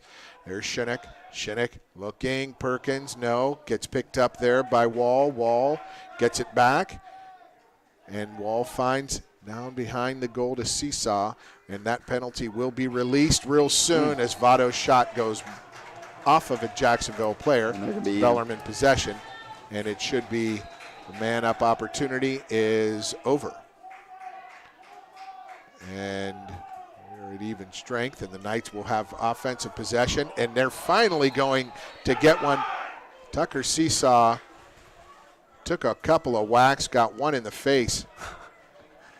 I'll tell you what, how Tucker Probably keeps could have been himself- called how he 3 keeps times. himself so composed after taking those kind of licks time and time again. And especially the late ones. Phenomenal. I don't mind aggressive play. I really don't, but it's the off-ball stuff that really irritates you. And at the end of the day, it's very easy for someone to slip mentally and say, I've had enough of this. He's kept his composure about it. You need him on man up. Look for Seesaw to use that as a little motivation as he goes to cage here. They're not exactly in push-it stage quite yet, but Here down we go. 4, 2 man up, three-quarter see minutes what we got. left, and they've got another man-up opportunity. The Knights were 1 of 2 in the first half, 0 for 1 just now on that 30-second. Now they have this bigger opportunity here. Come And they on. that's Come the on. 4th or 5th time, but does Fahey gets knocked Over and back. That's ridiculous, White. could- Come on now. My I'm sorry. goodness. I love my guys here, but you can't This- have that. You cannot have that man up, that uncontested. I mean, look, space them out a little bit, but, that's not acceptable. It's No, not acceptable. It isn't. And now they have a man advantage, and we're not even going to attack the ball. So now they're killing the penalty. Your man up has gone to nothing. And they won't And you didn't attack get a the shot. ball.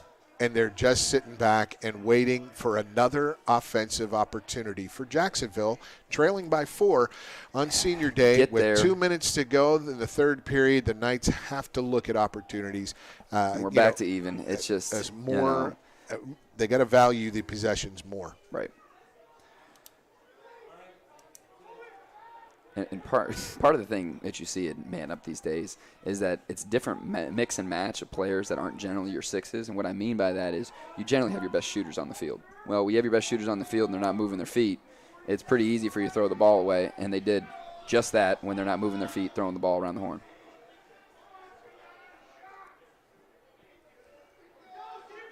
It's 23 on.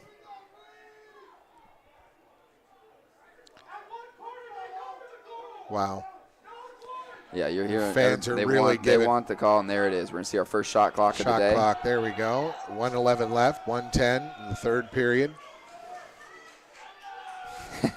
And If credit some of our senior parents here for They getting are that call. I don't know if letting you them get have that it. call as quick if they're not letting the officials have it. And But it's not going to matter. Doesn't matter. And- Great individual effort on that goal. Sean Ewert, his first of the game, the number 12 for Jacksonville. And this opportunity for Bellarmine has now made it even more difficult. Fahey stays with his matchup on the inside. That's the right call. You got to have the slide there, 23. It And wasn't there on the it's doorstep. It was a 12-7. step or Bellarmine- two late, and that's Bellarmine trailed by 5, and they need 6 now in the last 16 minutes. I have a feeling we're going to see a ton of effort from Seesaw offensively to And try we see and tie Austin this up. Streeter here. Give me some speed on the wing. I like the adjustment. If they don't come up clean with the face-off win here, you know I love everybody on the Knights roster. If they don't come up clean here, you got to come up with something different on the face-off. And I like the idea of putting a pole in there and tying them up. Because if they're going to get that step advantage, then you need to be playing all the way down the wing to take away that fast break. And they're not doing that right now. I don't know if that's Graham Macco. I think it is. No, it was. And that's what I'm talking about. They that did was it. a good job, Eric Ruback. My and here apologies. comes Wall. Wall down low on the shot, skipped away. Nice scoop away by Ben Gleichenhaus. And That's there what goes I the am Bellarmine talking effort. about. And Yeah. that hustle play right there's a mojo. And frankly, I wasn't trying to pump my tire. I didn't realize there was a pole on the face. Three-quarters But he did of a exactly minute what we were left. talking Yeah. about. Tie him up, go get the ground ball. Well done, Knights. 40 seconds to go, third period. The Knights need a little momentum. They only have one goal in this third period compared to 5, outscored 5-1 in this third period by Jacksonville. Jacksonville much the better of the play. The Dolphins controlling the offensive end and defensively taking advantage of Bellarmine turnovers, which seem to be coming with great regularity in this game, far more so than they have in most games we've seen this season. Well, clear adjustment with Miller handling the ball behind. I don't know that I like it that much, but I don't it's either. I like his it's, speed out front, but there's a shot, Votto. 5 seconds, 5.8 left. And you live with that shot with just a few seconds on the, now you have an opportunity for another quick shot, but frankly, that was a pretty open look, a little far out, but I'll take it. Let's go to And 3. restart. 3, 2. Call it. You got it. Man, There's I not tell you 58. what. There's 5 Come on seconds. now. He didn't 7 see it, again. and that's where you have to be more awareness. Shinnick not out there after the couple of turnovers from the last how long possession. are they going to let this go with 2 and 7? And look, again, I credit 7 for the Dolphins on his aggressive play, but Andrew Mitchell, I mean, he's bringing the hammer when He it's is off just ball. crushing and, Tucker and Seesaw keeping his repeatedly. composure, but even there, the ball's on the opposite side behind, And he's getting and hammered. he's getting hammered. Wow. And Coach Coach Burns Burns letting is his letting them displeasure be know. known, and rightfully so.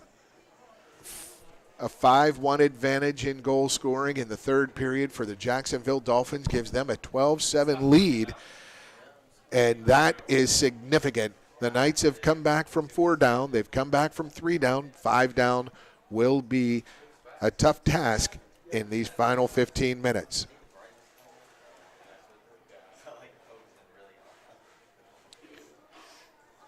Your thoughts on the third period? You get the looks you like. I like the shots coming from the right side because you're retaining possession, and they're quality shots where you're either going to sting it in the corner or you're going to retain possession. The transition game has been much better. I like what I'm still seeing off the hustle, off the ride. I thought that was, frankly, the way Bellarmine was really making their identity known in the first half was the ride. With that said, credit Jacksonville for making adjustments as well, and they're clearly being patient with the ball. Bellarmine has made some adjustments. They've moved Miller down low trying to facilitate. I don't know, that's what he did a lot last year. Defensively, when you're missing the 2 slide on the doorstep, that's preseason week 1 stuff. That can't happen at the end of the season. So that's certainly a point of emphasis of just taking care of your job and your role. And I don't want to just dumb this down and simplify it anymore, but you know what your job is. You know what your role is. Go out and just take care of your job. Don't try to do too much. Just take care of your job, and things will start to fall in line. But clearly they need a couple things to go their way to shift this momentum that has been on the Dolphins' side throughout the third quarter. And it started early for the Dolphins. I mean, look, they got out, and I'm not saying it's been Achilles of Bellarmine because it's been, throughout the schedule you can pick and choose how they've started the third quarter. But, whether it was Richmond or whether it was Mercer or whether it was even here against Jacksonville, the third quarter they haven't been able to get on the board first, and that has created issues for a window that seems to get out of hand at times. Let's see what they can do to trim it up. Don't know if we have the stats over there, but the face-off stats, the possession stats are clearly in Jacksonville's favor. Hunter Forbes has done just an outstanding job. Kevin Burns, coach for Bellarmine, is letting the officials know there are some major concerns about some things, and he had to let them know because, just seemingly one thing after another hasn't gone the Knights' way. You make your breaks. And the fans know that the Knights have been on a comeback trail, and they've been a comeback team all year. They need to win this game right here. They win it, they're going to be the 4th seed in the Southern Conference playoffs.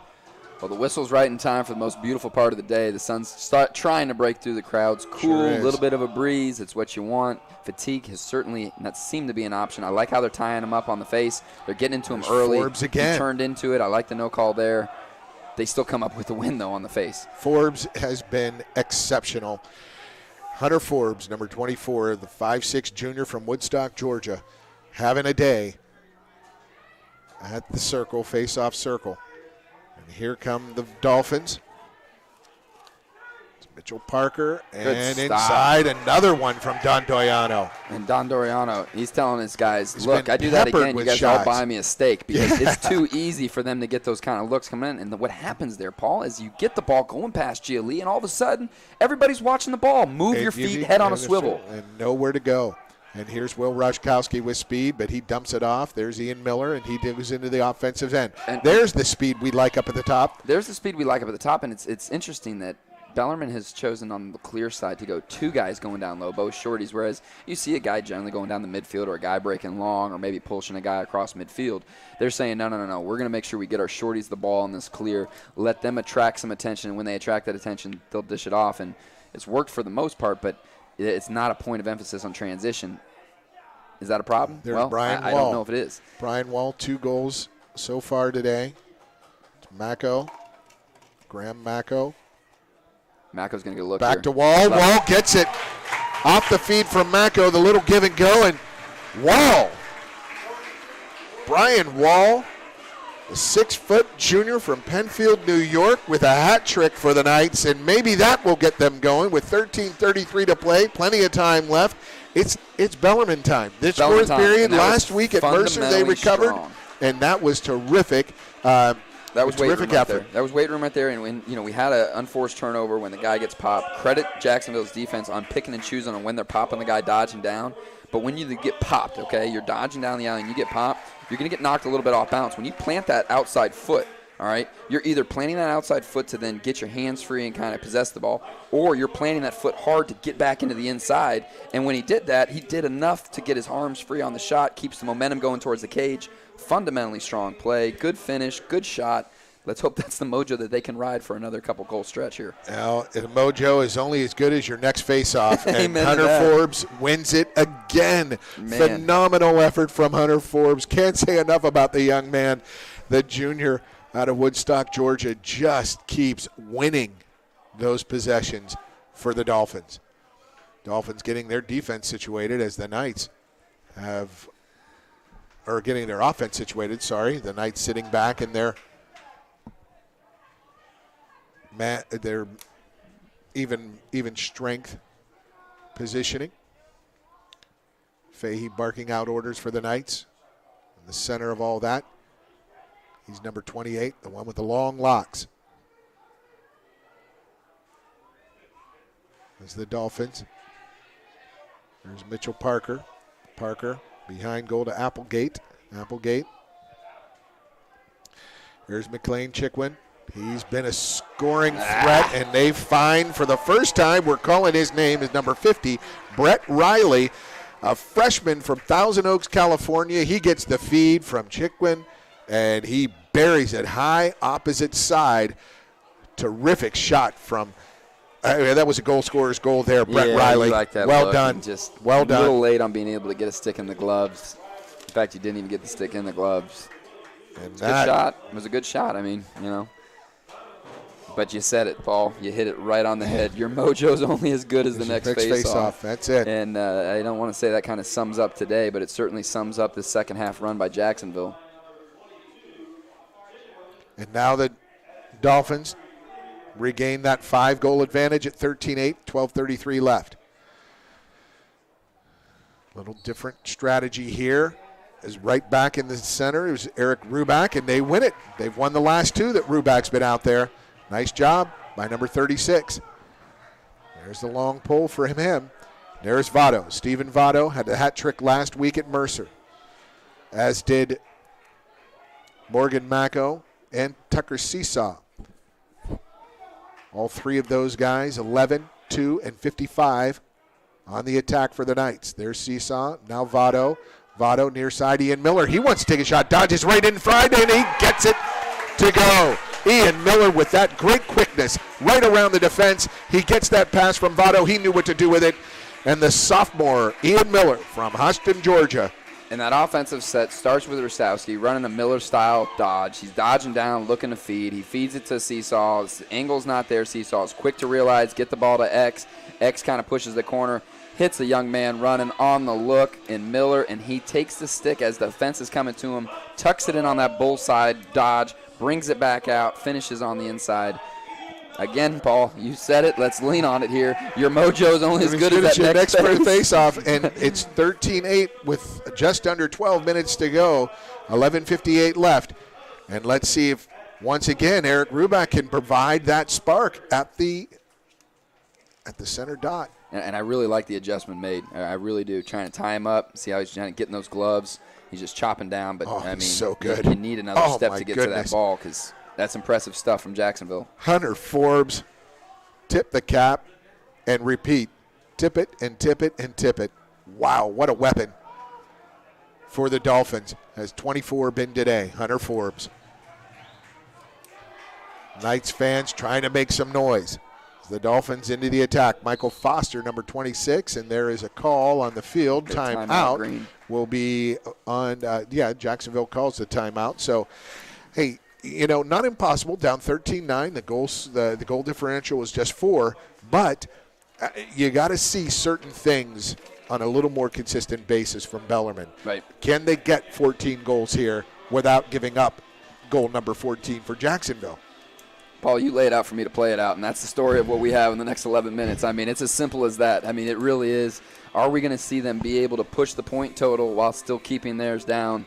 I'd like to say yes, but what I've seen from Bellarmine thus far wouldn't inclinate that they're not going to put another 1 or 2 on the board, especially if Jacksonville's not forcing the issue and they're just kind of patiently just moving the ball because defense has been caught standing still when the ball's behind a couple times today. In other sports, the 2-goal deficit in hockey is the kiss of death. Sure. When you're up by 2, I was telling my brothers the other night, we're big Pittsburgh Penguins fans. We're watching them play the Capitals.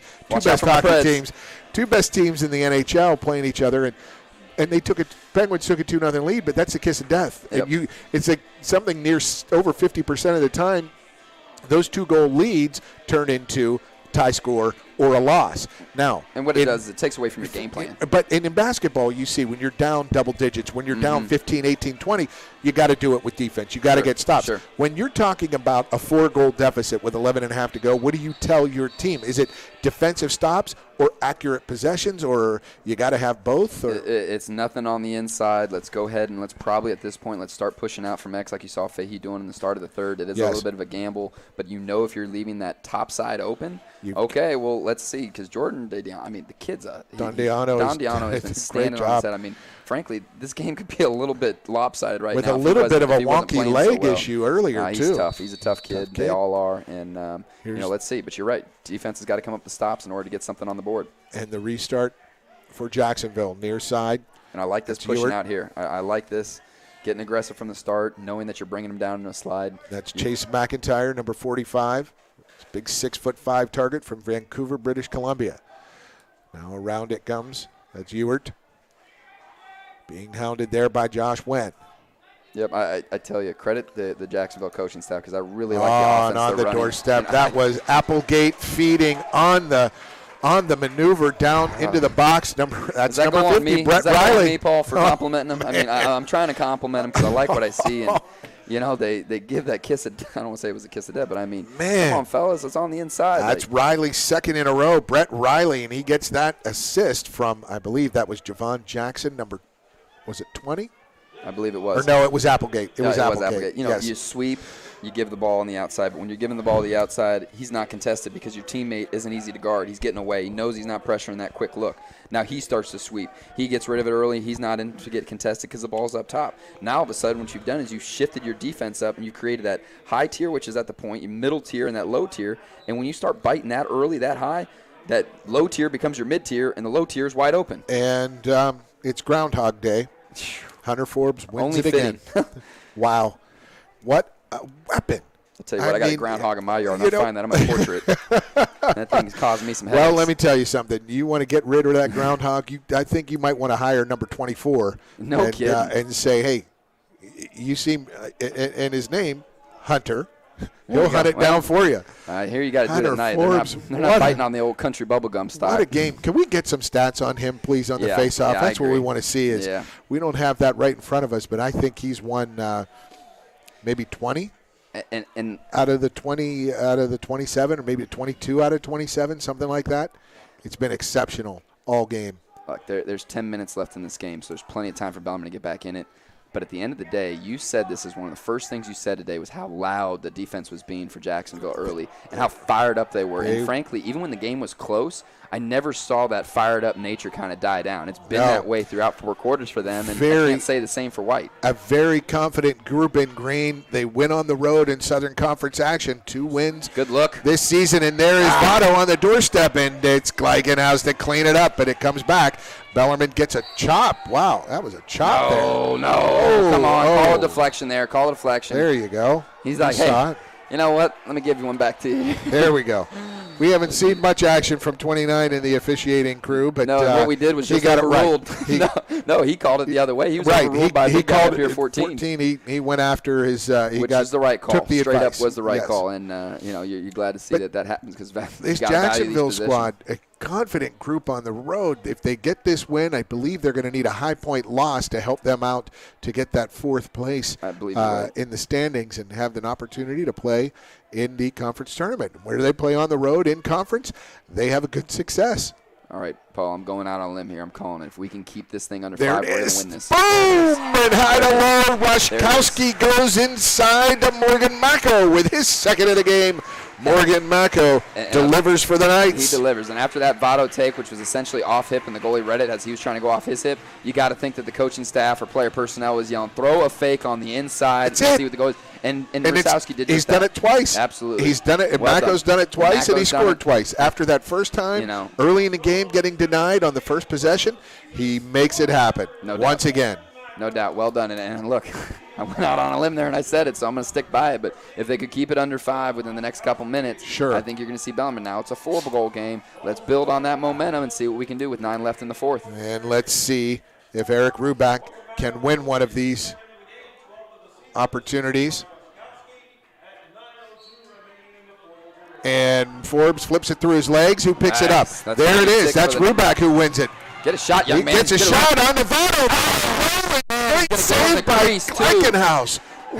Staring down the barrel. Come on, boys. I need a good, solid, quick fake followed by a good, solid, quick shot. Wow. It just seemed a little slow there, and the goalie read it from start to finish. Terrific save by Gleigenhaus. I like that. Nick King, we haven't called his name much lately. Quite the athlete out of Louisville St. Xavier. Gets a stick on the ride, doesn't retain possession, but gets an opportunity to get the defense set. And you start to see a few guys with some hands on the hips. I don't like seeing that, but clearly understandable as they played a lot of defense this game.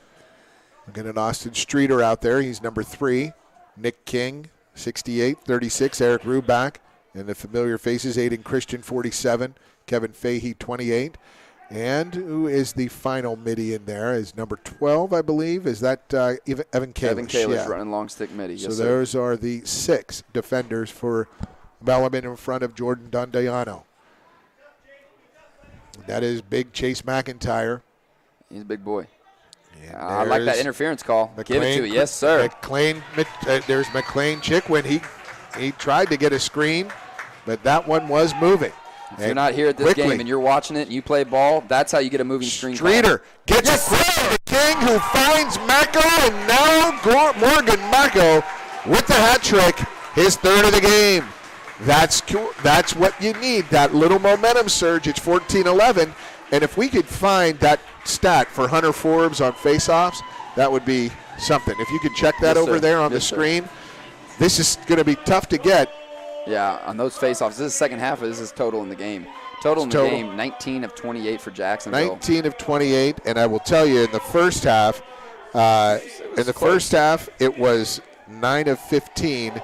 So these final 13, he's 10 of the last 13 faceoffs is Forbes. Wow. Now, what a streak. You're seniors. It's senior day. You've obviously got some momentum on your side. You said it, Paul. I need you to trademark that. Your mojo is only going to carry her as good as your next face off. That's it. And he got a good chop. That was a terrific little chop there by Nangle. And who's going to pick it up? Do not call loose ball push. Come on. no, Those are guys no. fighting for the ball, and he falls down. I like the sell by Jacksonville. I'm not calling the kid soft, but he sold it. He sold it. He got did. the call. So you know Hey, what? Credit him because that's- Jacksonville's got the ball. And they've been doing a lot of that all game, getting the opportunity on those 50-50s. They're making it happen. They've made it happen. You This go Jacksonville 5 to Dolphins 4 team. to deficit of 3, which should have been an offensive possession on a scrappy ground ball. It was loose. He sells the loose ball push. They get the call, and now all of a sudden it's green with possession as time's bleeding on Plenty the of clock. time. Plenty of time, though. As You certainly do. 7.25 minutes left. Up front, there's Will Hendrick. Hendrick has a couple of goals already as well. Behind goal is Applegate. Applegate. We're chasing and finds sliding early from the guys coming from behind. Chickwin, And that's opposite gonna- side, wide open as he gets all the attention. Back to Hendrick, and now Hendrick with a hat trick as well. As Chickwin, I mean, he takes the abuse. He's like Tucker Seesaw, just a little smaller, a little more dodgy action, and he's been taking it all day, drawing the attention of the Bellarmine defense. Throws a nice crossfield toss to Will Hendrick, who buries it past Dundoiano, and it's now 15-11, 7 minutes left. I'm torn there, Paul, because I get it. You want to run that style defense to push out on the ball, to force a quick misstep. But when you've got two guys McLean, pushing it from Chickwin. behind and you don't have that backside covered, Nope. once again, it's Third coming time. to bite you, and it bites you in the reference of goals. Third or fourth time that's happened, and every time Jacksonville's buried the shot. Terrific job on offense, and it all starts with McLean Chickwin and the attention he gets, and actually it all starts right here. Oh, Forbes, nice action from Nangle as the Knights look to pick up that ground ball on the offensive end, and know who's Let in him the middle scrap of for it. it. Let him Who's in the scrap middle for of it. it? Yes, And there he comes away. It is Eric Ruback. Ruback, there's finds Mako. Mako fakes as the Knights now have offense down 4, 6:38, 6:37. They need an opportunity. They And need look, to string together a couple of goals as Seesaw charges the net, pulls back away. Yeah, and look, Seesaw's obviously a go-to guy, but I like what I'm seeing out of Otto. You know, I like the way he's just kind of bouncing off the field, getting lost on the inside. Let's And see if there's we can't Miller get another back up inside top. look. Yep, Miller Miller. back up top. That's where he belongs. Yes, Wall gets it from Miller. There's Wall, Brian Wall, having a day. Couple of great goals from him today. Great endurance, great strength. There's Miller. Miller gets around the right side, flips it behind to Votto. Votto near side, Roszkowski. Roszkowski back out to Wall. Wall going to start it. Wall's gonna It's get a down look the here. left. That lefty shot deflected out of bounds. You Bellarmine look at possession. that. That could have, should have, would have been a goal right off the inside of the pipe. Creates an awkward deflection as it heads towards Newberg. Knights Yep. retain possession. Newberg Great that shot. we refer to, folks, is Sorry the about that, road folks. across the field is Newberg Road, and there is Miller. Miller, Take you right into historic Highlands here in Louisville, Kentucky. A beautiful city. indeed. And there is Roszkowski, spin move. Roszkowski down the right slot. His shot saved by Gleichenhaus. Gleichenhaus just doing the Wow, job. about that. Nice and calm.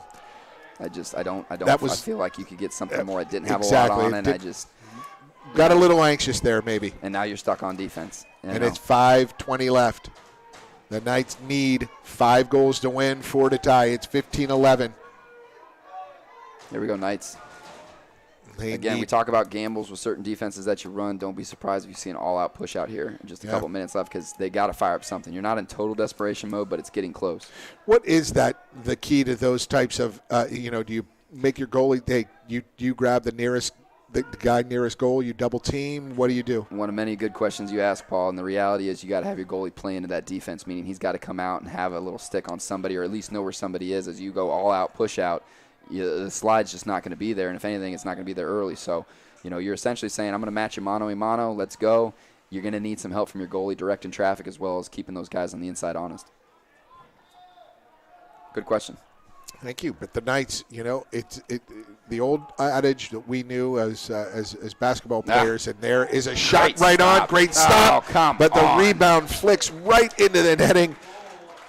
Is that number 40 or 48? it's No, that's 40. 48. Dwayne Matusiak found that rebound and just pounded it straight down into the ground for the goal. And it's now 16-11, 4:20 left in this contest. And here's the thing. Jordan comes up with a great body save there. Comes up with a big And stop. where'd the ball go? The ball drops right in front of you, and frankly, it just seemed as the defense was already that quick clear mode Yep. rather than secure the ground ball. It's like these offensive guys that look to shoot before they have the ball. Fellas, you can't do anything without the ball. Get the ball first. that's tough. And Aiden Christian took responsibility for that when he was on the crease, but it wasn't his guy that shot the ball, but it was his guy that got the rebound. And you got to be aware of those loose ball on the inside where it's at. The old adage in basketball: you have the lead, you have the ball, you can't lose. And there, Bellarmine trails, but there's Nangle right off off the post. Tyler Nangle, oh my goodness, what a shot! That senior was trying to go to Green. I tell you, boy, great hustle there. Correct me if I'm wrong, but is that 4 pipes today? That's 4 pipes today for the Knights. I mean, that's a 1-goal game if they're an inch shy. Wow, and it's a timeout by the Knights. 4:11 left, 16-11. They trail Jacksonville with a terrific offensive performance. I don't know what this team did early in the season, but right now I can't imagine they've played better lacrosse than they have right now. They're they showing are that the just future's bright because they're playing team ball and they're getting guys involved across the board. And frankly, they're disciplined with their offense. And it's not as much as you want to say, hey, McLean Chickwin is a target. He is a stud, and what he does is he makes his teammates better. He makes his team better by being able to distribute as well as finish. When they start moving, when they move the ball, they just seem to have a knack to hit the right set piece at the right time, whether it's directed from the bench or just it comes from them with experience and more time together.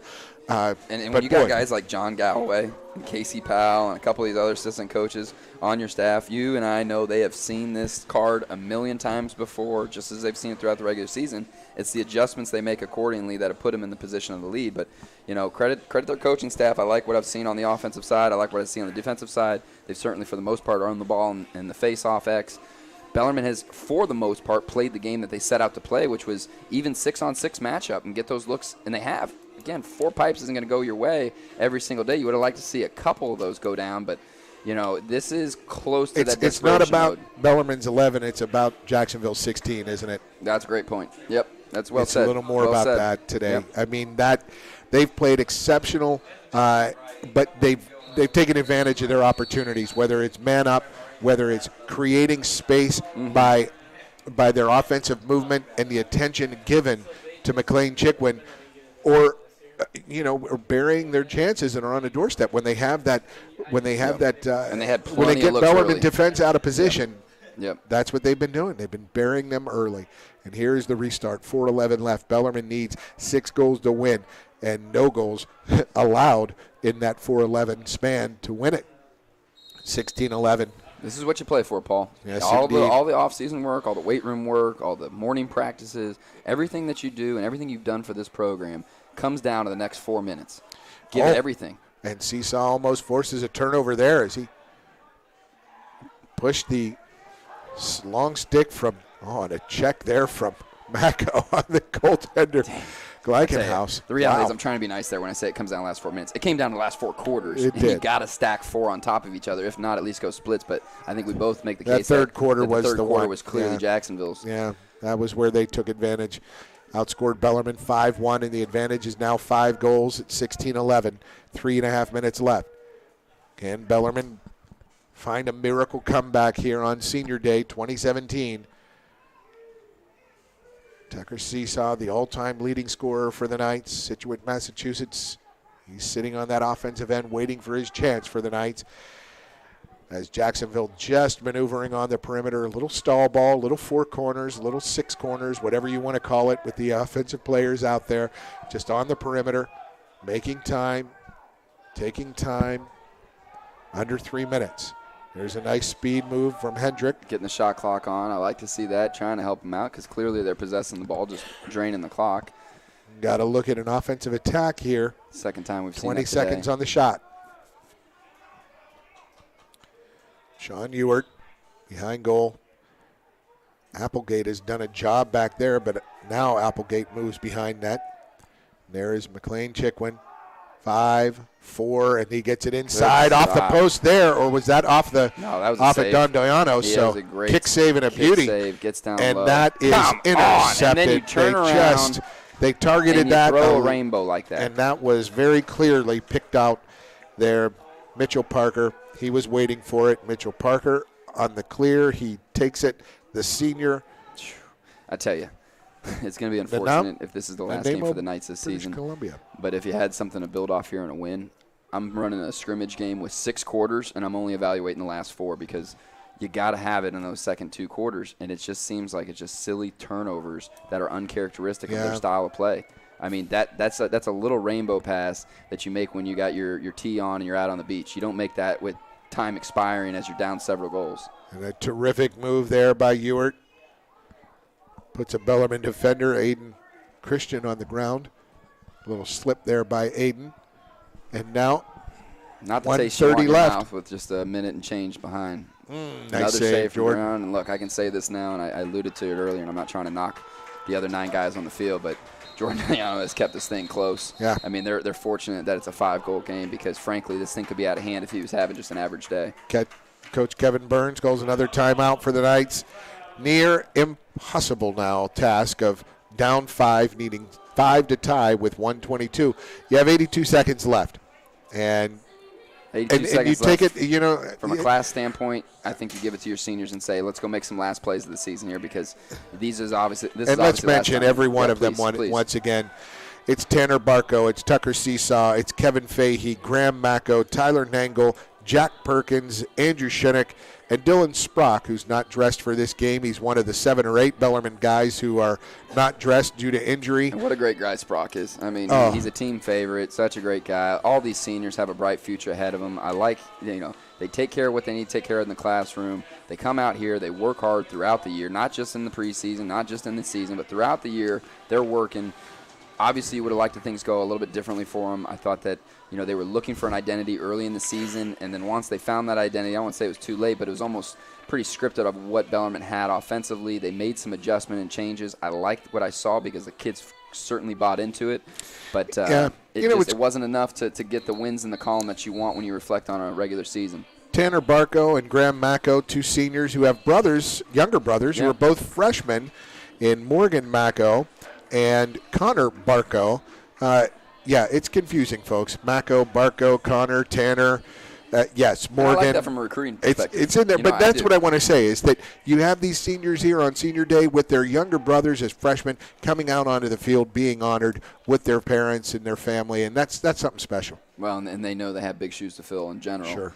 Now the shoes get a little bit bigger when you fall down like this. So, hopefully that's the motivation they need as they take their game to the next level as they get prepared for next season here in a minute 22. Coach Kevin Burns, his assistants, Jay Sotherun and Bill Tully, and Steven Soriano, volunteer. I believe he's a volunteer assistant. Steven had that. All those coaches have got good future, but Soriano, he's got quite the future. And the Knights hounding Jacksonville's Ryan Bevel on the restart. Bevel finds an opening. Will he shoot? No, he just yes, he will, and he gets that goal unassisted. What a terrific individual effort. His first of the game, Ryan Bevel. I'm going to the cage shooting when I get a shot at it. He passed one of them up. He passed it up. It was almost as if he I'm going to just chew a few more seconds. He could have rolled that in. And then shoot. Yeah. And that took a hit and delivered. Ryan Bevel makes it 17-11 and all but closes the door on the Knights' opportunity to come back. But I wanted to mention Soriano. One of my favorite highlights ever was him on senior day, a night game against High Point, overtime. He takes the opening face-off in overtime. He wins it, looks to the bench. The entire seas parted. The seas parted. The bench is yelling, go, go. And he goes right on goal, puts a shot on 6 seconds into overtime. The game was over. His only goal of his Bellarmine career. And it was an overtime winner on senior day. You can't script it better. Winners want the ball. He clearly wanted the ball. He'll go down. That's a quality memory that he'll have for years to come. And hopefully that I have. It was one of my favorites ever. It helps him parlay into his coaching adventure and as he takes his step through his next journey. He coaches here locally in Louisville. So, Steven Soriano's story for you, senior day story. The Knights haven't written a great one here. I don't like that, but you don't like seeing that. Anything. That was Tanner Barco, senior. But I believe that will be all. They'll probably attempt to run out the clock here. 35 seconds left. Jacksonville up by 6, 17-11. And there is the change of possession picked up there by number 7, Connor Barco. On the field here. They're going to call a hold earlier. They're going to call that, I believe, on Tanner Barco. And penalties. Penalties, and As we reflect here with seconds to go, look, in the heat of the moment, I try to be respectful of all sides of the ball here, including the officials, but in the heat of the moment, I think we were calling spade a spade, and rightfully so. It wasn't going our way, but No. it wasn't all that great on either side. No. And it can't be the reason you say, we no, lost this it game. wasn't. No, that Jacksonville side, this team is playing with as much confidence in what they're able to do, and they imposed their will And I in tell those you what, 50-50s. if you could say, Coach, give me one thing, give me one word of what the difference was in this game, I'd just say it was something that had nothing to do with stick skills. It was communication. Yeah. And it started with how loud Jacksonville was before the game. You could hear them calling their matchups. You could hear them calling the slides. You could hear them calling the guys open on things. And frankly, Confidence. it was a confidence builder that Sure. got them the mojo they needed to ride out the W. 5-4, and the season may continue for Jacksonville. It is over for Bellarmine. And Jacksonville storms the field, and they go after their goalkeeper, Ben Glagenhaus, who had a Played well. terrific game. He and his Pipes had a terrific game for Jacksonville in the cage to shut down Bellarmine. 17-11 on Senior Day. The Knights drop this decision to the Jacksonville Dolphins. Dolphins need some help to make the postseason tournament in Southern Conference action. So with stats And now for we the have game. stats for the game. Yeah, let's go into these stats, and you can read off a couple. I think they're preparing to. We'll start with the clear-cut one, which was the final score, and that's 17-11 goals for the Jacksonville Dolphins. Saves, 12 saves for the Bellarmine Knights, 11 for Jacksonville. Shots, 35 for the Knights, 40 for Jacksonville. Clears, 17 for 19 by the Knights. I thought they did a great job, but Jacksonville 20 for 24 on their clears. Caused turnovers, 5 for the Knights, 3 for the Dolphins. Penalties, Bellarmine's sitting in the box for 5 minutes and 30 seconds with 7 penalties. They're only in home for 3 minutes with 4 penalties. Face-offs was the story of the game, especially in the second half. 11 for 32, the total for the Knights. 21 for 32 for Jacksonville. Turnovers, 16 for the Knights, 12 for the Dolphins. Ground balls. They were 12 of 17 in the second half. Yes, sir. And Where's I tell you, I Jacksonville? forgot the extra man. Extra man, 1 for 4 from Bellarmine, 3 for 7 from the Dolphins, and then I saved the coaching one for last because we know it's what it comes down to, and it's ground balls to the advantage of the Dolphins, 29 to the Knights, 17 on the ground ball 29-17 on ground balls. Those are 50-50. And those are 50-50, and they led to possessions, which led to goals. And we can harp on the possession train all day long, but you got to have the ball to score when you sit on defense too long. And I thought, look, a number of adjustments made on both sides. I thought it was a fun game first half, but you got to play consistent. 21 throughout 4 quarters. face-off possessions. Yep.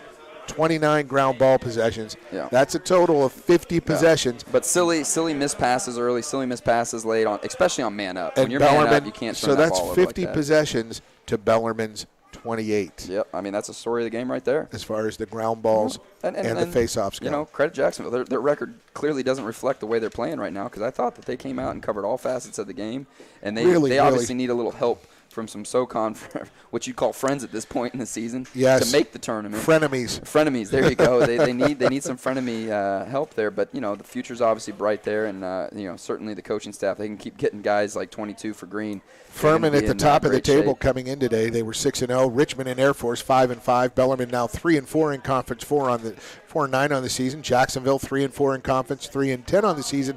All 3 wins coming in conference games on the road. In conference games. So and I tell you, Paul, as we wrap things up here, I want to say and just make a prediction here that I know we're Knights through and through, but I really feel that the conference has been stronger than ever this year, especially what you look at with Furman, Richmond Air Force. And I'm going to go on here right now and say that I'm going to take the SoCon winner to win the first round in the NCAA. Yeah, I'm not absolutely. saying I'm taking them to go to the Final Four of the championship, but they haven't gotten past that in my recollection. But at the end of the day, you're dealing with a conference where those top 3 Really seeds strong. can really play anyone in the country.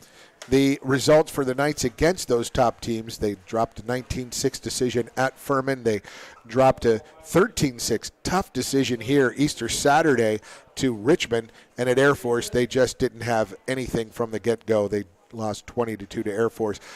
They beat High Point this year. They beat VMI this year. They beat, their wins have come, Quinnipiac. And then at Mercer last week in conference play, that big comeback, they were able to stifle Mercer defensively towards the end to make the comeback and make plenty of opportunities and scoring chances. Tucker Seesaw, what a terrific young man, what a terrific player. Bellarmine's all-time leading scorer, Ryan, in school history. We're going to it's going to be sad to say goodbye to him.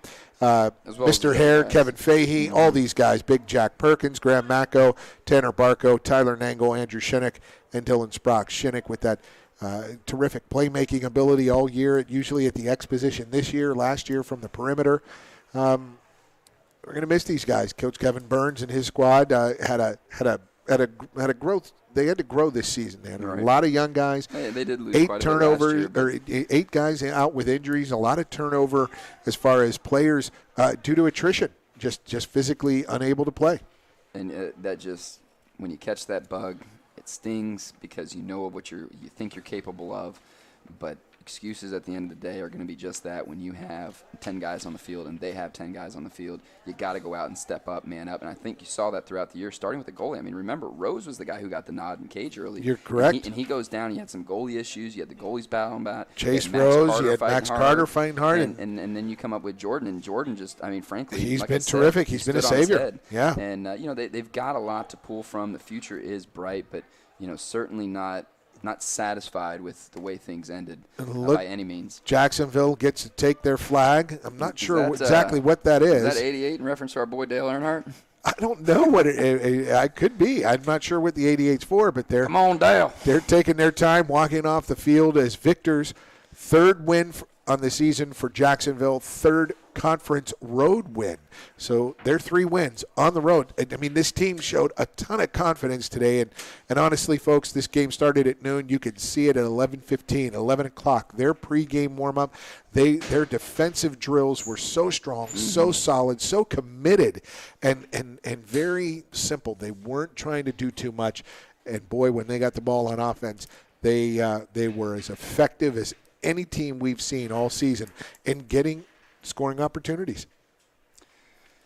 You summed it up right there. I mean, you lay it out for me to play it out, and here we are with zeros on the clock. I just want to say you're one of the best in the business, not just in the area, and I appreciate the opportunity to sit next to you. This has been fun. Ryan, it's been a It's blast been to great, learn. but it wouldn't be what it is if I didn't have you, my better half, next to Hey, me. So buddy, thank you. I enjoyed it so much. These guys work hard. They play hard. Coach Burns, among the best coaches that I've gotten to know through the years. And this Bellarmine squad, young, things to look forward to.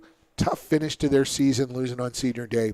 No doubt. And thank Dropping you to that all 17. those that tuned in throughout the year. And thank you Yes. to the guys behind the scene here. Absolutely. Everything from running the behind the scenes that we could go on all day and talk about. But at the end of the day, this isn't possible without a number of contributors, and we want to thank them John as well. Spagnardi and the entire Sports Information Department here at Bellarmine University. Terrific job. Want to thank the SIDs at Jacksonville and all the teams that played here at Bellarmine this year with all the information they provided us.